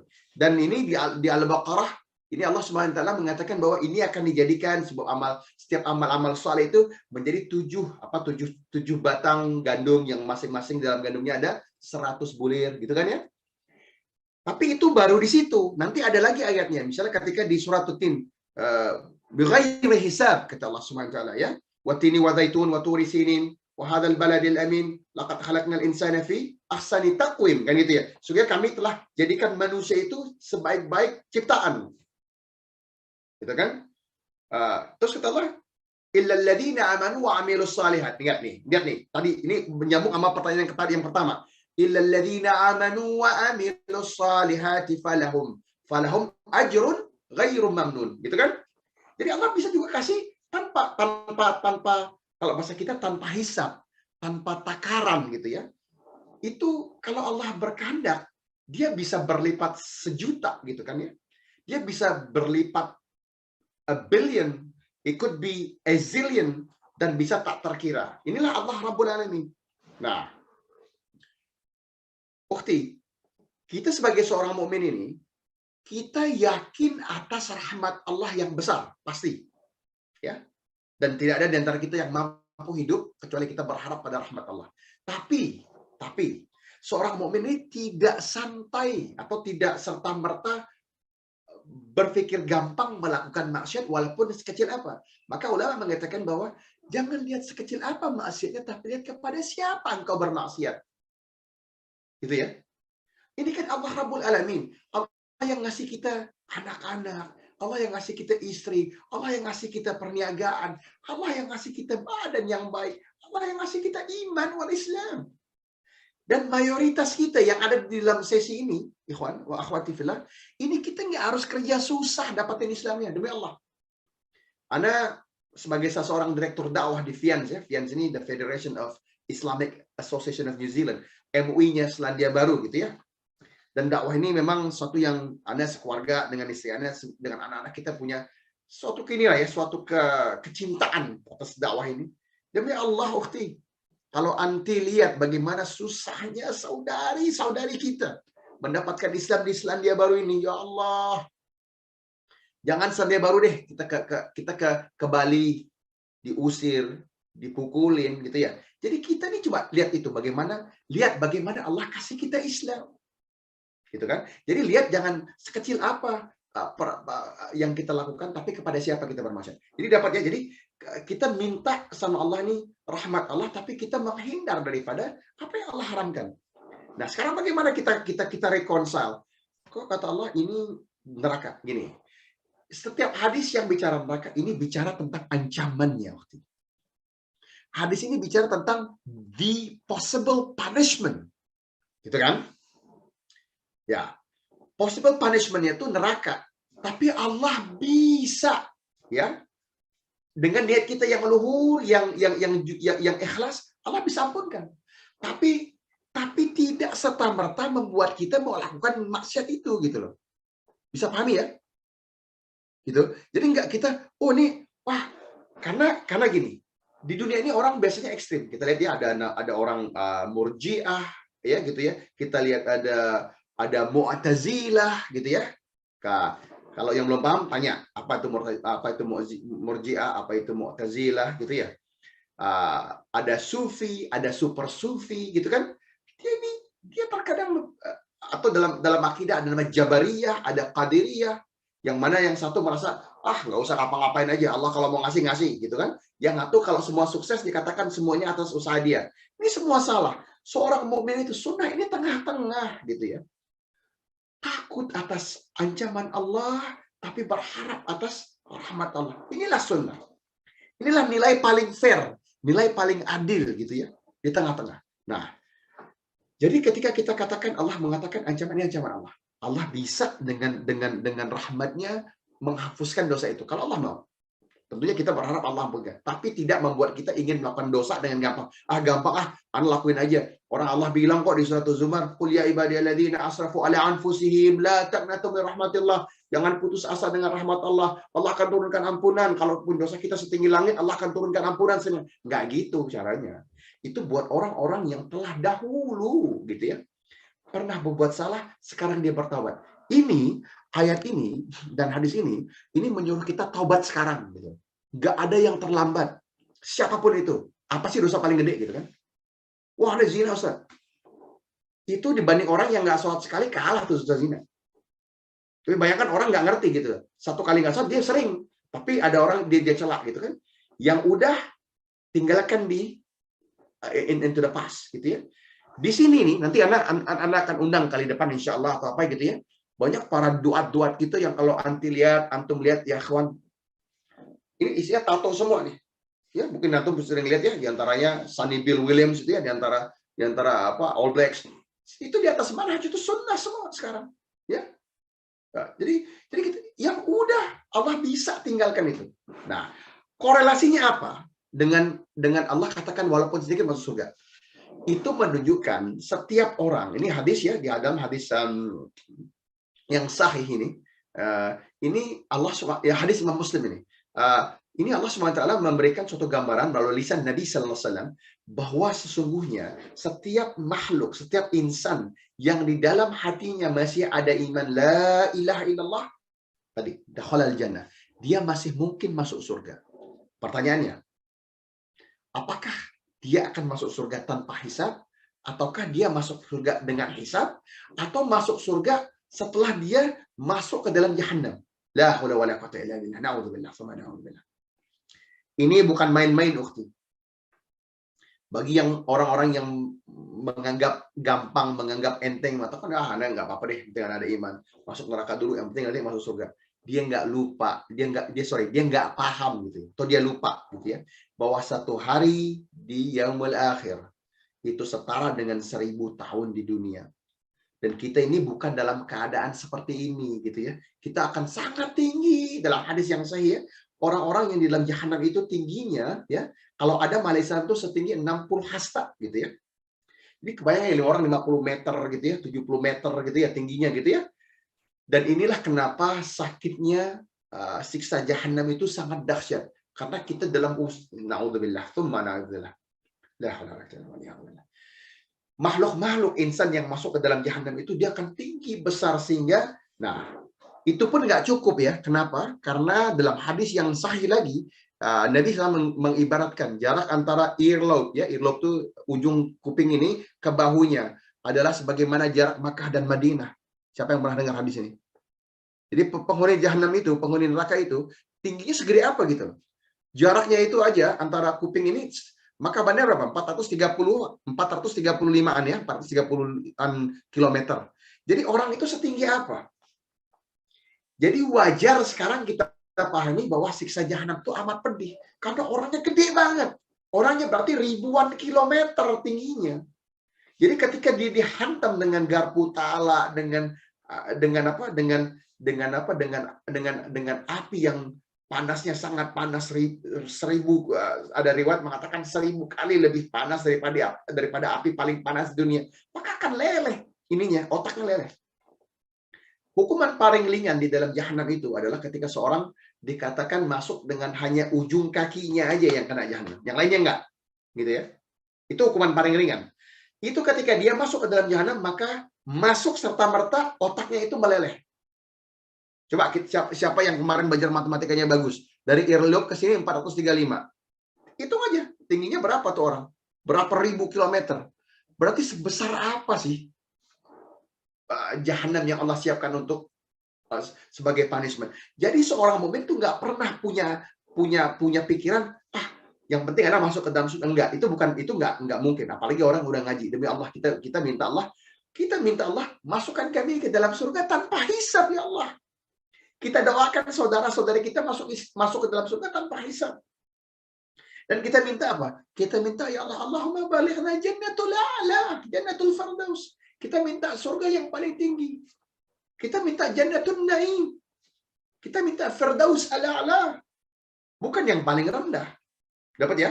Jadi itu korelasinya. Jadi reconciling itu dua itu adalah satu keadaan di mana pada ujungnya, pada ujung dan akhir dari kondisi ini akan ada orang-orang yang masih ada iman di dalam dirinya, dia akan Allah masukkan juga daripada dari jahanam menuju jannah, walaupun dia orang-orang terakhir. Na'udzubillah. Bagi kita itu bukan hiburan gitu ya. Bagi itu bukan solusi gitu. Tapi itulah rahmatnya Allah, seorang pendosa yang masih berbuat zalim atas dirinya, oppressing themselves, zalim, zulum atas dirinya dan saudara-saudaranya, masih Allah beri kesempatan untuk tidak berada di dalam jahanam untuk selama-lamanya. Hadza wallahu a'lam.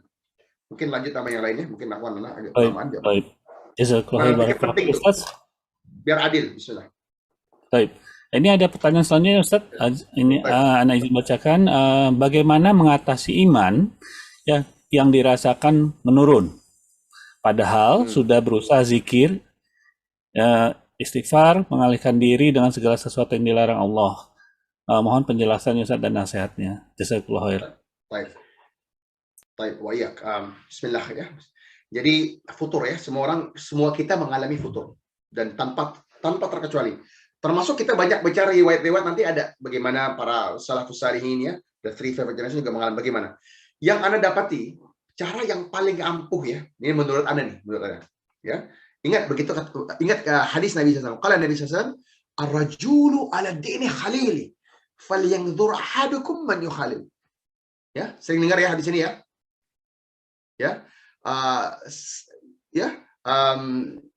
Bagaimana Nabi SAW mengingatkan kita ya, falyanzur ahadukum man yukhalil, ar-rajulu ala dini. Seseorang itu ya agamanya sebagaimana agama teman dekatnya. Ya, pernah dengar ya sekarang? Ya, falyanzur ahadukum man yukhalil. Maka berhati-hatilah siapa yang kita ambil sebagai teman dekat. Anda pribadi dari Syihana, dari ya, satu, kita tentu ketika kita merasa futur kita beristighfar kepada Allah, kita ya Allah, astagfirullah ya, kenapa Anda ada di, kita minta ampun pada Allah daripada begitu, dan segera cari teman-teman yang saleh. Itu resep yang paling mujarab menurut Anda gitu ya. Jadi jangan berdiam diri, cari gitu ya. Biasanya teman-teman itu ada di majelis ilmu. Biasanya teman-teman itu bagi yang ikhwan ya, itu adanya di salat subuh yang pagi-pagi gitu kan ya. Ada di salat isya yang ada di masjid. Gimana kalau akhwat? Cari. Kalau akhwat gampang, lebih gampang lagi sebenarnya. Cari sahabiah yang paling taat sama suaminya. Itu kalau yang Anda pahami demikian. Cari sahabiat yang paling taat sama suaminya, cari dia, tanya, Assalamualaikum ya ukhti, gimana, kefanti? Nanti gimana kabarnya begini? Anda rasa gini. Nanti kita akan dapat suatu lonjakan ataupun kalau bahasa kita ada turbo boost gitu ya, ada boost di dalam keadaan hati kita. Jadi hati yang kosong tadi itu mulai terwarnai dengan baik. Tapi ingat juga tadi bagaimana tadi suratul Al-Imran 190 tadi ya sampai 191 bahwa Allah SWT ingatkan, mengingat Allah ketika berdiri, ketika duduk, dan ketika berbaring. Tapi carilah sahabat ataupun sahabiah yang beriman pada Allah, sejatinya mereka tuh contagious. Ya, kesalihan mereka, ketakwaan mereka tuh menular gitu ya. Jadi para ulama sekalipun, nanti kita lihat nih, ketika kita lihat Al-Imam Abdullah ibn al-Mubarak rahimahullah hidup di abad kedua 118 sampai ke 181 Hijriah. Dia punya teman, siapa temannya? Al-Imam Fudail ibn Iyadh. Itu kan Al-Abidin Al-Haramain yang mengibadahi Al-Haramain dua ini. Nanti kita lihat nanti ya. Kita lihat bagaimana sahabat Talha bin Ubaidillah radhiyallahu anhu Teman baiknya apa? Zubair ibn Awam radhiyallahu anhu. Benar? Ya, nanti kita lihat bagaimana Zaid ibn Thabit dengan Abdullah ibn Umar radhiyallahu anhu. Kita lihat bagaimana Abdullah ibn Abbas dengan sahabat-sahabat yang muda, Abdullah bin Amr bin As. Teman. Jadi teman yang mengibadi Allah. Jadi sejatinya teman kita yang baik itu teman yang mengajak kita kepada ketakwaan Allah. Hadza wallahu a'lam. Cari teman lah, cari teman. Sama lingkungan juga Ustaz ya, pengaruh juga Ustaz ya. Gini, biasa gini. Ketika kita punya teman yang baik, lingkungan itu kan yang paling utama ya. Tapi ketika kita punya teman yang baik, teman kita ini kan gini ya, menjadi sececah cahaya di kegelapan kan gitu ya. Kita di tempat yang kurang baik, tapi teman kita ini saleh gitu kan. Jadi kita ngomongnya juga apa? Nggak lagi ingin ghibah, namimah, nggak pengen dia. Kenapa? Karena temannya berilmu kan gitu. Ingat bagaimana kaum muslimin itu saling menjaga gitu kan ya. Kalau tadi hadisnya begitu, sekarang kita coba hadisnya gini. Bahwa ini hadis Imam Muslim. Ini cakep nih hadis. Ya, Masya Allah ya. Al-mu'min kan nahla. Idza akalat tayyibah. Wa idza wadu'at tayyibah. Wa idza nazalat ala far'in sajaratin lam ta'ta'ha. Kata Nabi SAW, ya, seorang mukmin itu similarity-nya, amsalnya sebagaimana madu lebah gitu ya. Bandingannya madu lebah, bukan tawon ya, bukan tawon. Karena tawon cuman bahasa kita dia menyengat tapi nggak ada madunya gitu kan. Idza akalat tayyibah. Ketika dia makan yang baik-baik. Wa idza wadu'at tayyibah. Ketika dia memberikan sesuatu hadiah, baik-baik semuanya, tayyibah. Gitu kan? Wa idza nazalat ala fa'in sajaratin lam ta'tah. Dan ketika dia berada di satu tempat. Nah, tadi kan Fauzi bicara bagaimana lingkungan. Ya, dia lam ta'tah, enggak ada yang rusak kalau dia datang. Ya, ketika dia turun di atas wa idza nazalat sajaratin itu artinya branches gitu ya. Ranting pohon-pohonan. Dia turun baik-baik, bagus-bagus, makan bercengkrama baik, gak ada yang rusak. Lam ta'tah, dan gak ada yang dirusak, gak ada kerusakan. Hadza wallahu a'lam. Baik, jazakallahu khair, barakallahu fiik Ustaz. Ini Anda bacakan pertanyaan selanjutnya Ustaz. Assalamualaikum Ustaz. Awan mau menanyakan mengenai penjelasan dari surat Al-Bayyinah ayat 6 yang dikatakan sesungguhnya orang-orang kafir yakni ahli kitab dan kaum musyrikin masuk neraka jahanam dan kekal di dalamnya. Mereka seburuk-buruknya makhluk. Ya. Afwan, anak. Jadi gini. Pertanyaannya apa? Jadi mau menanyakan penjelasannya Ustaz. Jadi mungkin penjabaran lebih jelasnya Ustaz. Oke. Jadi ketika Allah SWT innal ladzina kafaru min ahlil kitab ya. Jadi gini. Yang mendapatkan neraka ini siapa? Allah bilang innal ladzina kafaru, orang yang kufar. Orang kufar ini apa? Orang yang menolak Islam, dia menolak mentauhidkan Allah. Jadi bagi dia sejatinya nggak ada tempat lain kecuali jahanam. Nah, kenapa dibagi sih? Innal ladzina kafaru min ahlil kitabi wal musyrikin. Memang orang kafir itu memang ada dua bagian. Kedua-duanya kafir. Satu orang ahlil kitab, yaitu ahli kitab nih Yahudi dan Nasara. Dia orang-orang yang Allah telah turunkan kitab kepada mereka gitu ya. Ya. Diturunkan scriptures. Adanya Taurat, adanya Zabur, adanya Injil gitu kan.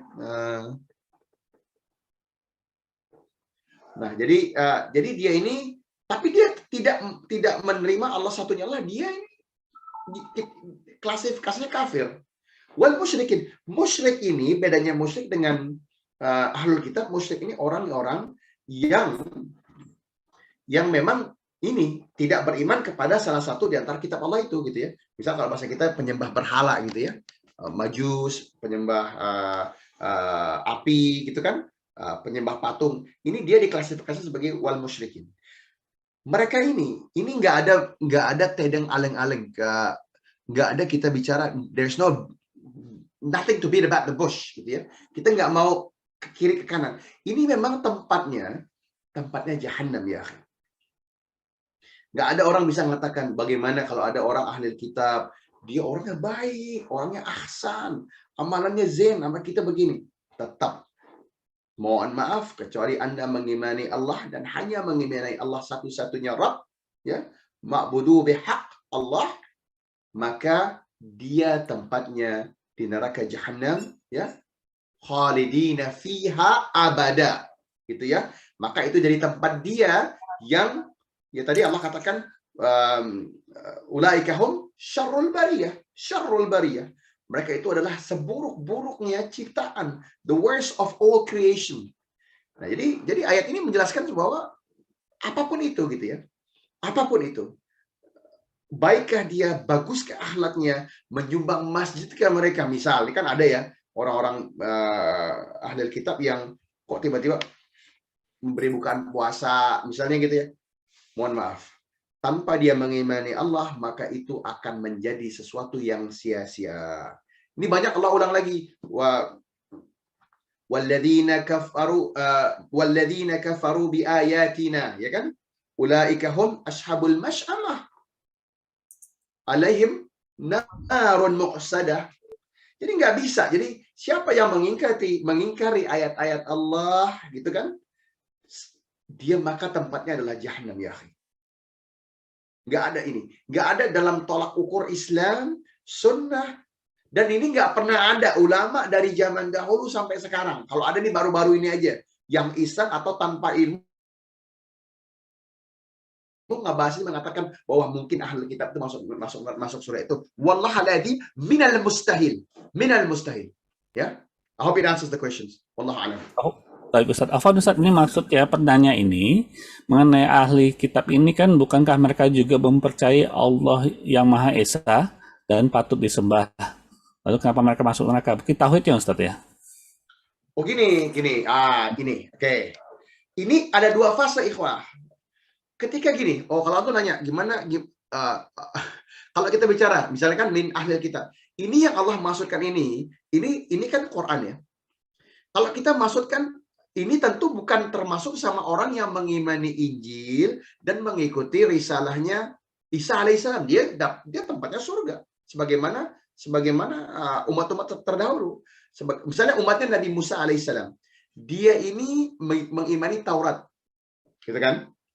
Diturunkan Taurat ke atas dia. Dan dia mengimani. Taurat ini kan hukumnya beda-beda. Di Tauratnya ada makanan yang dia nggak boleh, banyak nggak boleh makannya. Gitu. Sekarang kita boleh makan itu. Adanya rukhsah. Gitu kan? Nah, ketika mereka mengimani Taurat dan hidup di zamannya Musa alaihissalam, dia bukan ini yang dimaksud. Ini yang kita maksud adalah ahli kitab yang terus. Maka di dalam ini ya, iyyaka na'budu wa iyyaka nasta'in. Ya kan? Ihdinas siratal mustaqim. Lihat nih, ketika kita bicara Al-Fatihah, Allah mengatakan ihdinas siratal mustaqim, ya. Siratal ladzina an'amta 'alaihim, ya, ghairil maghdubi 'alaihim waladdallin. Kita minta, ya Allah, tunjukkan kami jalan yang lurus, jalan yang Engkau ridai, ya Allah. Bukan jalan, ya, ghairil maghdub, ya. Maghdub ini apa? Ghairil maghdubi 'alaihim waladdallin. Jadi orang-orang Yahudi ini dia mengimani Allah satu. Tapi dia kalau bahasa gini, orang tahu gitu ya, orang tahu tapi nggak mau ngelakuin gitu loh. Ini orang Yahudi.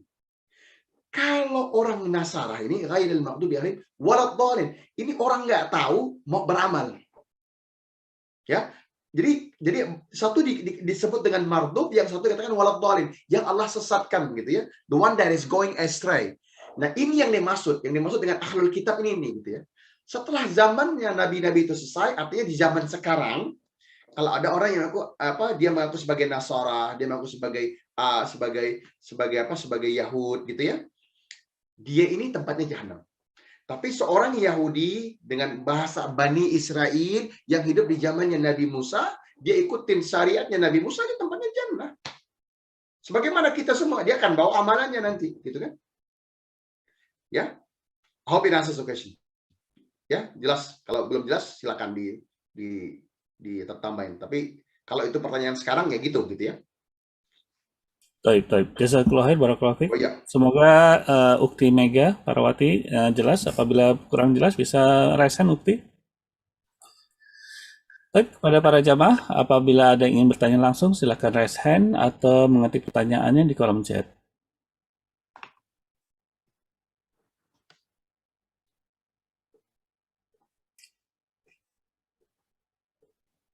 Nah, Ustadz, ini menarik sekali tadi bernyambung pertanyaan tadi. Bagaimana tuh kalau sekarang ini kan ada yang namanya Islam liberal dan lain-lain, ini bagaimana Ustadz nih? Termasuk golongan mana nih? Afwan ya, anak ingat sesuatu nih, anak ingat sesuatu ya. Jadi gini, nanti ada orang yang hidup di antara zamannya para nabi, ya. Pernah dengar nggak namanya Sabi'in? Pernah dengar? Nanti ada orang, misal begini, syariatnya Nabi Isa telah berakhir, artinya Nabi Isa telah diangkat Allah ke atas langit, dan dia nih di antara syariatnya Nabi. Nah, orang-orang demikian, ya, dia akan diberi Allah kesempatan nanti, ya, gitu ya. Jadi orang yang hidup di antara fase para nabi, atau dengan kata lain, inilah adilnya Allah, seorang tidak akan dihukum kecuali dia telah sampai pesan wahyu kepada mereka, ya. Cuma sekedar keingat aja tadi, ingat bahwa ada orang-orang yang di antara para anbiya gitu ya. Nah, bagaimana para Islam Islam liberal ya, tentunya ya. Ya, Islam liberal, Islam yang alirannya bermacam-macam lah Ustadz, yang zaman-zaman sekarang ini. Ya. Masuk golongan mana Ustadz? Wallah sejatinya kita hidup di zaman fitnah ya. Dan ini memang sejatinya ya. Dahulu, sebenarnya kalau kita bicara yang namanya liberal ini dari dulu udah ada. Kita pernah dengar yang namanya Mu'tazilah ya. Mu'tazilah ini jelas. Kita lihat bagaimana Imam Syafi'i rahimahullah menutup kuping anaknya ya. Beliau juga dikenal sebagai Abu Abdillah ya. Untuk tidak mendengar nyanyi-nyanyian itu gitu kan. Segitu concernnya Imam Syafi'i rahimahullah atas anaknya, atas putranya gitu ya. Allahu Akbar. Bedanya kita sama beliau-beliau gitu ya. Sama mereka rahimahullah ajmain. Semoga Allah merahmati beliau. Itu begitu. Tapi ada Mu'tazilah, ada zaman dulu ada. Murji'ah ada. Murji'ah nih orang yang, jadi Mu'tazilah ini kalau bahasanya liberal gitu ya teman-teman.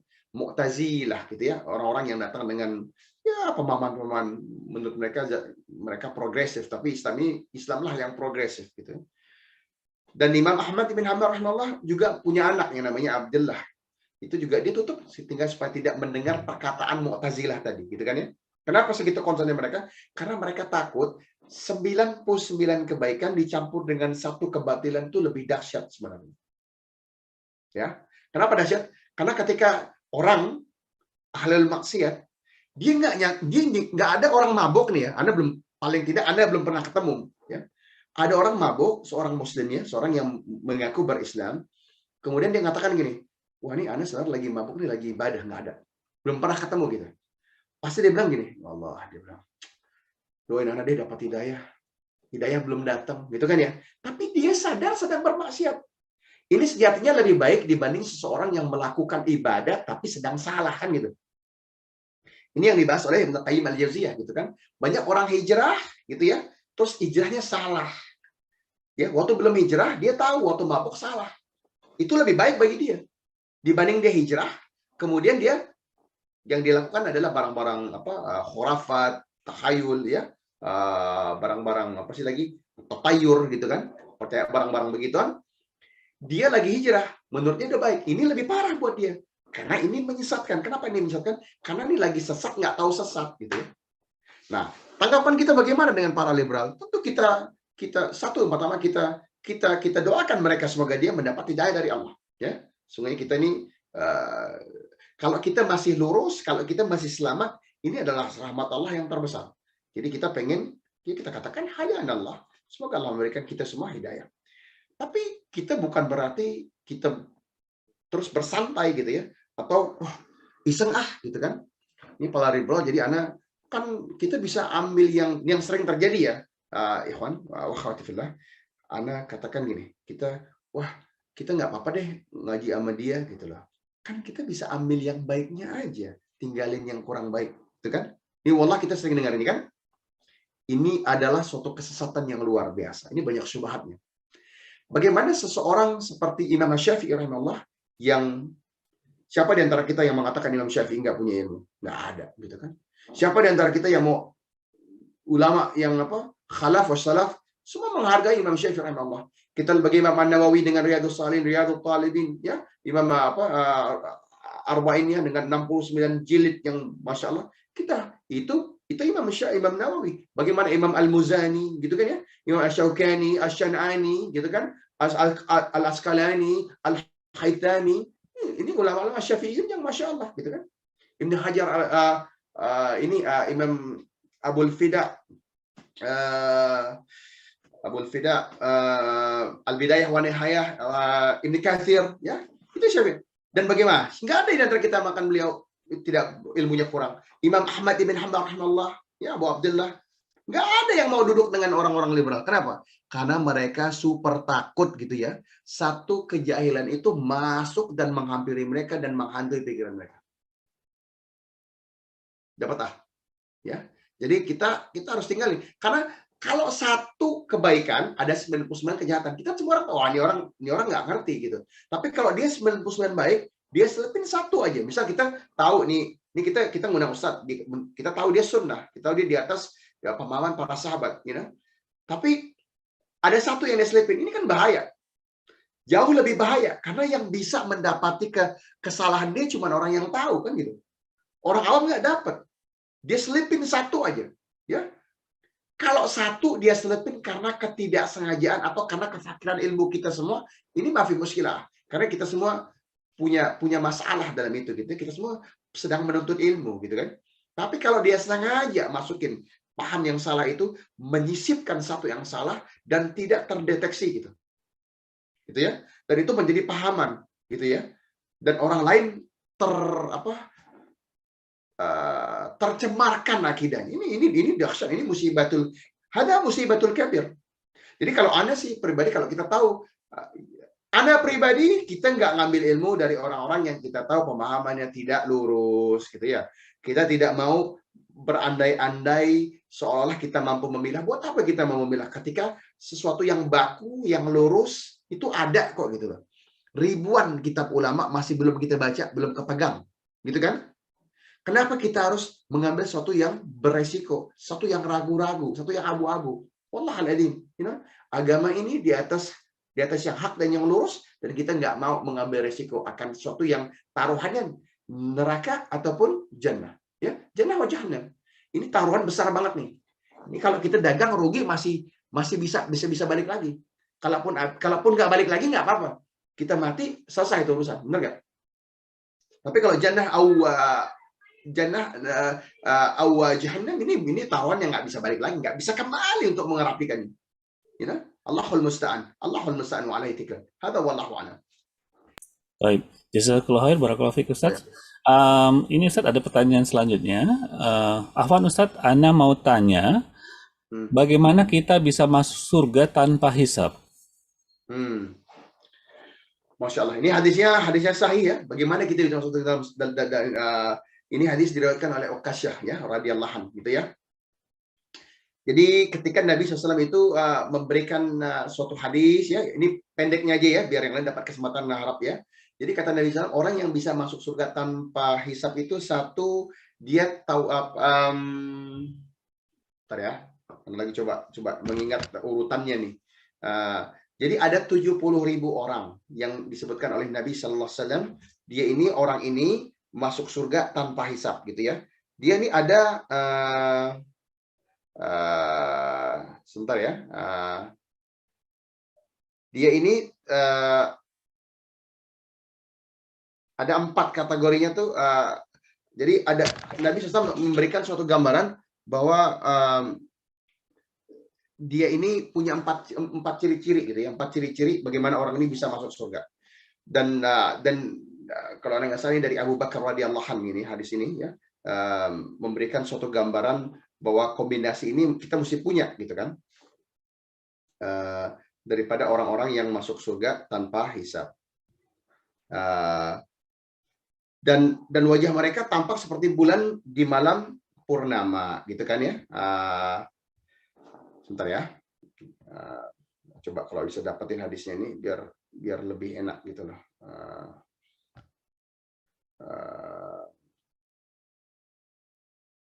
Iya, dan ini ada di dalam hadis Imam Al-Bukhari ya, hadis Imam Bukhari ya, bahwa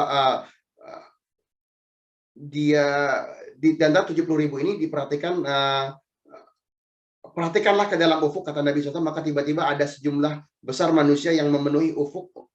Jadi keadaan ini keadaan begini, keadaan ketika umat ini berada di dalam Yaumul Hisab, kita lihat ada nabi yang datang dengan beberapa orang, ada orang yang beberapa kelompok, ada nabi juga yang cuman sendiri ataupun beberapa orang yang mengikuti dia gitu ya. Kemudian di depan itu, diharapkan di horizon, di ufuk tuh datang orang gerombolan besar banget gitu kan. Sehingga para sahabat bertanya, ini siapa mereka ini gitu kan? Siapa mereka ini? Sejumlah 70.000 orang. Kemudian Nabi SAW mengatakan dan masuk tanpa menjelaskan hal itu kepada para sahabat. Kepada sahabat gitu kan. Maka para sahabat pun membicarakan tentang 70.000 orang itu. Mereka berandai-andai, siapa sih sebenarnya orang yang mendapatkan yang mendapatkan 70.000 orang diantaranya gitu kan. Kemudian Nabi SAW dan sahabat ini berkata, kita orang-orang yang beriman kepada Allah dan mengikuti Rasulnya, maka kitalah mereka itu. Jadi mereka berasumsi gitu ya, bahwa wah jangan-jangan kita nih, kita kan sahabatnya Nabi SAW, maka mungkin kita yang dapat diantara bagian dari 70.000 orang itu yang masuk ke dalam surga. Oke. Maka sampailah hal itu kepada Nabi SAW, kemudian Nabi SAW keluar kan daripada bilik beliau, dan beliau mengatakan bahwa beliau mengatakan inilah syarat 4 tadi yang Anda bilang gitu ya. Jadi kata Nabi SAW, mereka ini satu orang ini tidak sedang meminta diruqyah setiap habis sholat. Ini bedakan antara ruqyah ini dengan ruqyah syar'iyah. Ruqyah syar'iyah itu secara syari'i kita sakit, kita minta diruqyah ya. Ini ruqyah ini artinya begini, orang-orang yang dia suka berpikir bahwa waduh, jadi kurang ini nih, kurang untuk menghindari nasib yang kurang baik gitu loh. Jadi selalu punya perasaan seperti itu. Ini nggak boleh nih, ruqyah seperti ini nggak boleh. Kemudian orang-orang kata Nabi SAW yang nggak minta diobati dengan kai gitu ya.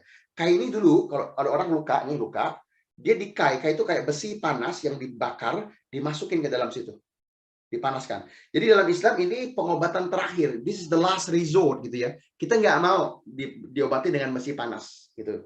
Nomor tiga syaratnya adalah orang-orang yang tidak percaya tatayur ya. Tatayur ini apa ya? Tatayur ini barang mistis ya kalau bahasa kita. Tapi kalau zaman dulu, kalau katakan orang-orang jahiliyah ini, dia katakan dari Makkah dia mau ke Madinah. Dia nggak lihat jalan kan nggak ada jalan seperti hari ini kan, ada jalan tol gitu kan nggak. Dia lihat burung gagaknya ada di kanan apa di kiri gitu ya. Kalau burung gagaknya ada di kanan, berarti gue kanan dulu gitu. Dapat ya? Ini namanya tatayur. Percayaan gitu-gitulah. Nah, ini dia nggak boleh ada dalam artinya. Dalam arti ini tauhidnya lurus nih orang, baru bisa dari 70.000 ini. Dan ketiga dia bertawakal Allah, dan dia hanya bertawakal kepada Allah. Bertawakal pada Allah ini bahasa gampang ya kalau kita katain, tapi prakteknya susah. Karena kita harus belajar ilmunya. Kalau Allah Ta'ala, wa may yatawakkal 'ala Allah fa huwa hasbuh. Dalam ayat yang lain, wa may yattaqillah yaj'al lahu mahraja wa yarzuqhu min haitsu la yahtasib. Gitu kan ya. Barang siapa yang telah bertawakal pada Allah, maka cukup buat dia itu cukup buat dia. Dan barang siapa yang benar-benar bertawakal pada Allah, Allah akan bukakan jalan buat dia, dan Allah akan berikan dari dia jalan keluar dari tempat yang tidak disangka-sangka. Nah, tapi 70.000 orang yang tanpa hisab ini semakin menarik ya, ya ikhwah wa akhwati fillah. Kenapa? Karena dalam bahasan lain, setiap 70.000 orang ini bisa membawa 70.000 orang. Dapat. Jadi kalau 70.000 orang gitu kan, nah dikali 70.000 dapatnya berapa? 4,9 miliar. Benar nggak hitungannya?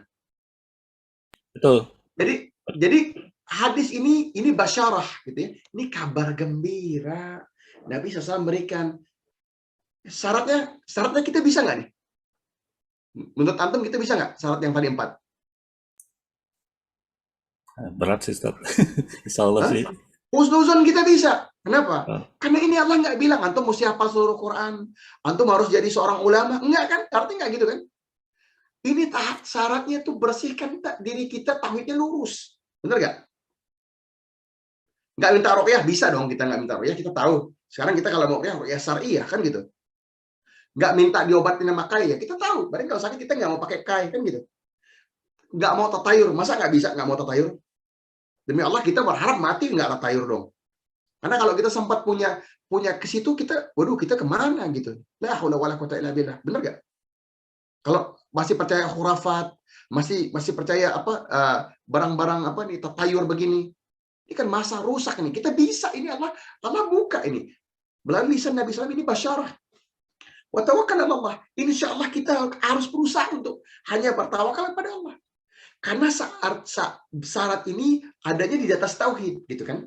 Di atas akidah yang lurus, yang mana tua, muda, miskin, kaya bisa.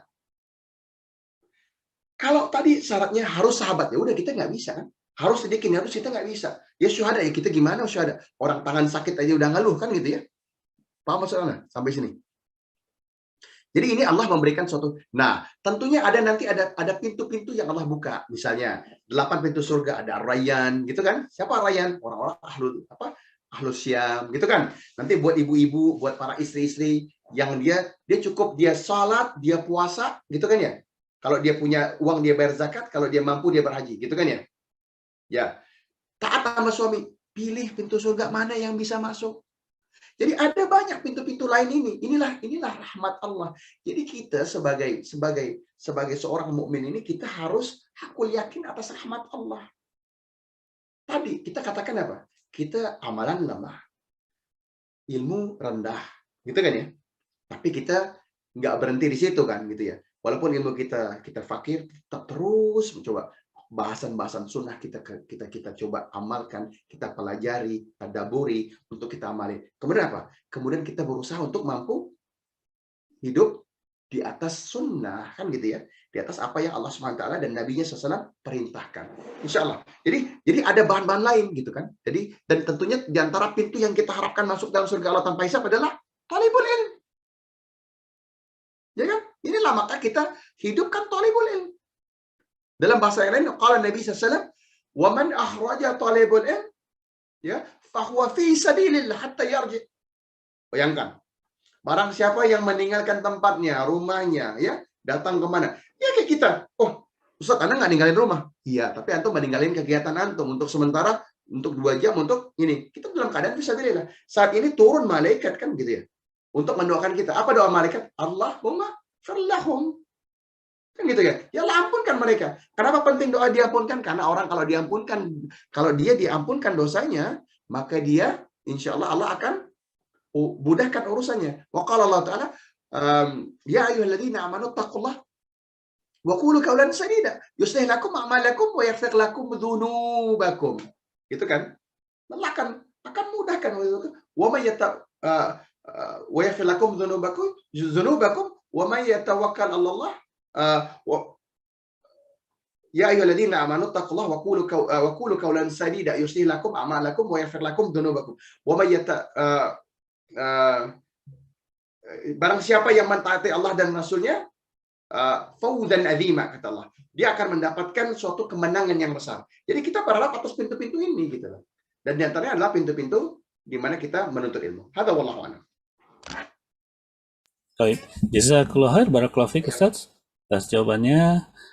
Taib Ustaz, ini para jamaah apabila ada yang ingin bertanya langsung bisa menekan tombol raise hand di aplikasi Zoom atau juga mengetik di kolom chat.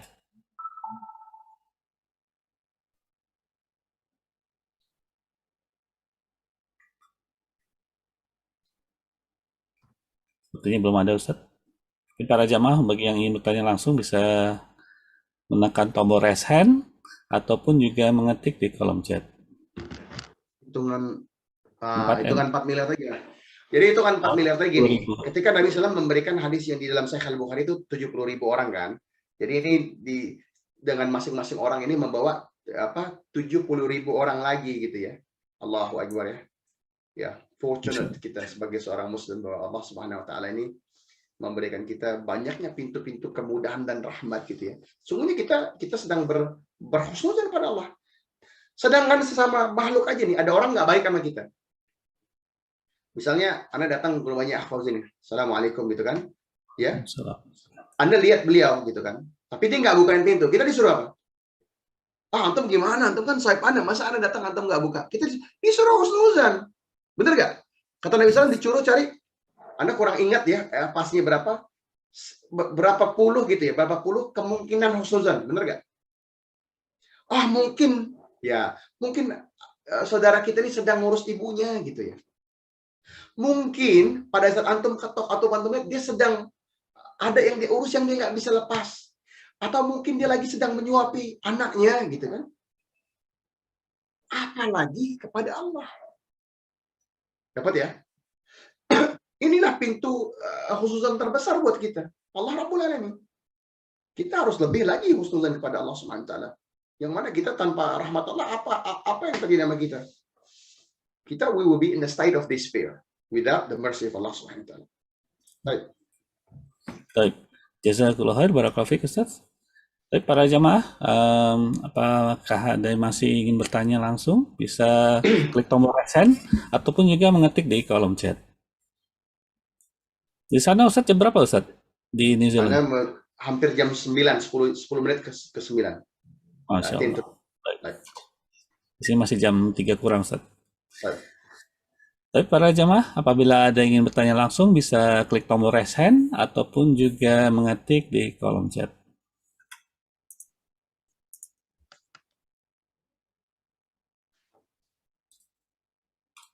Sepertinya belum ada pertanyaan masuk lagi, Ustaz. Baik. Apakah Ustaz ingin memberikan sedikit penutup dan memberikan doa kafaratul majelis pada kita semua? Baik.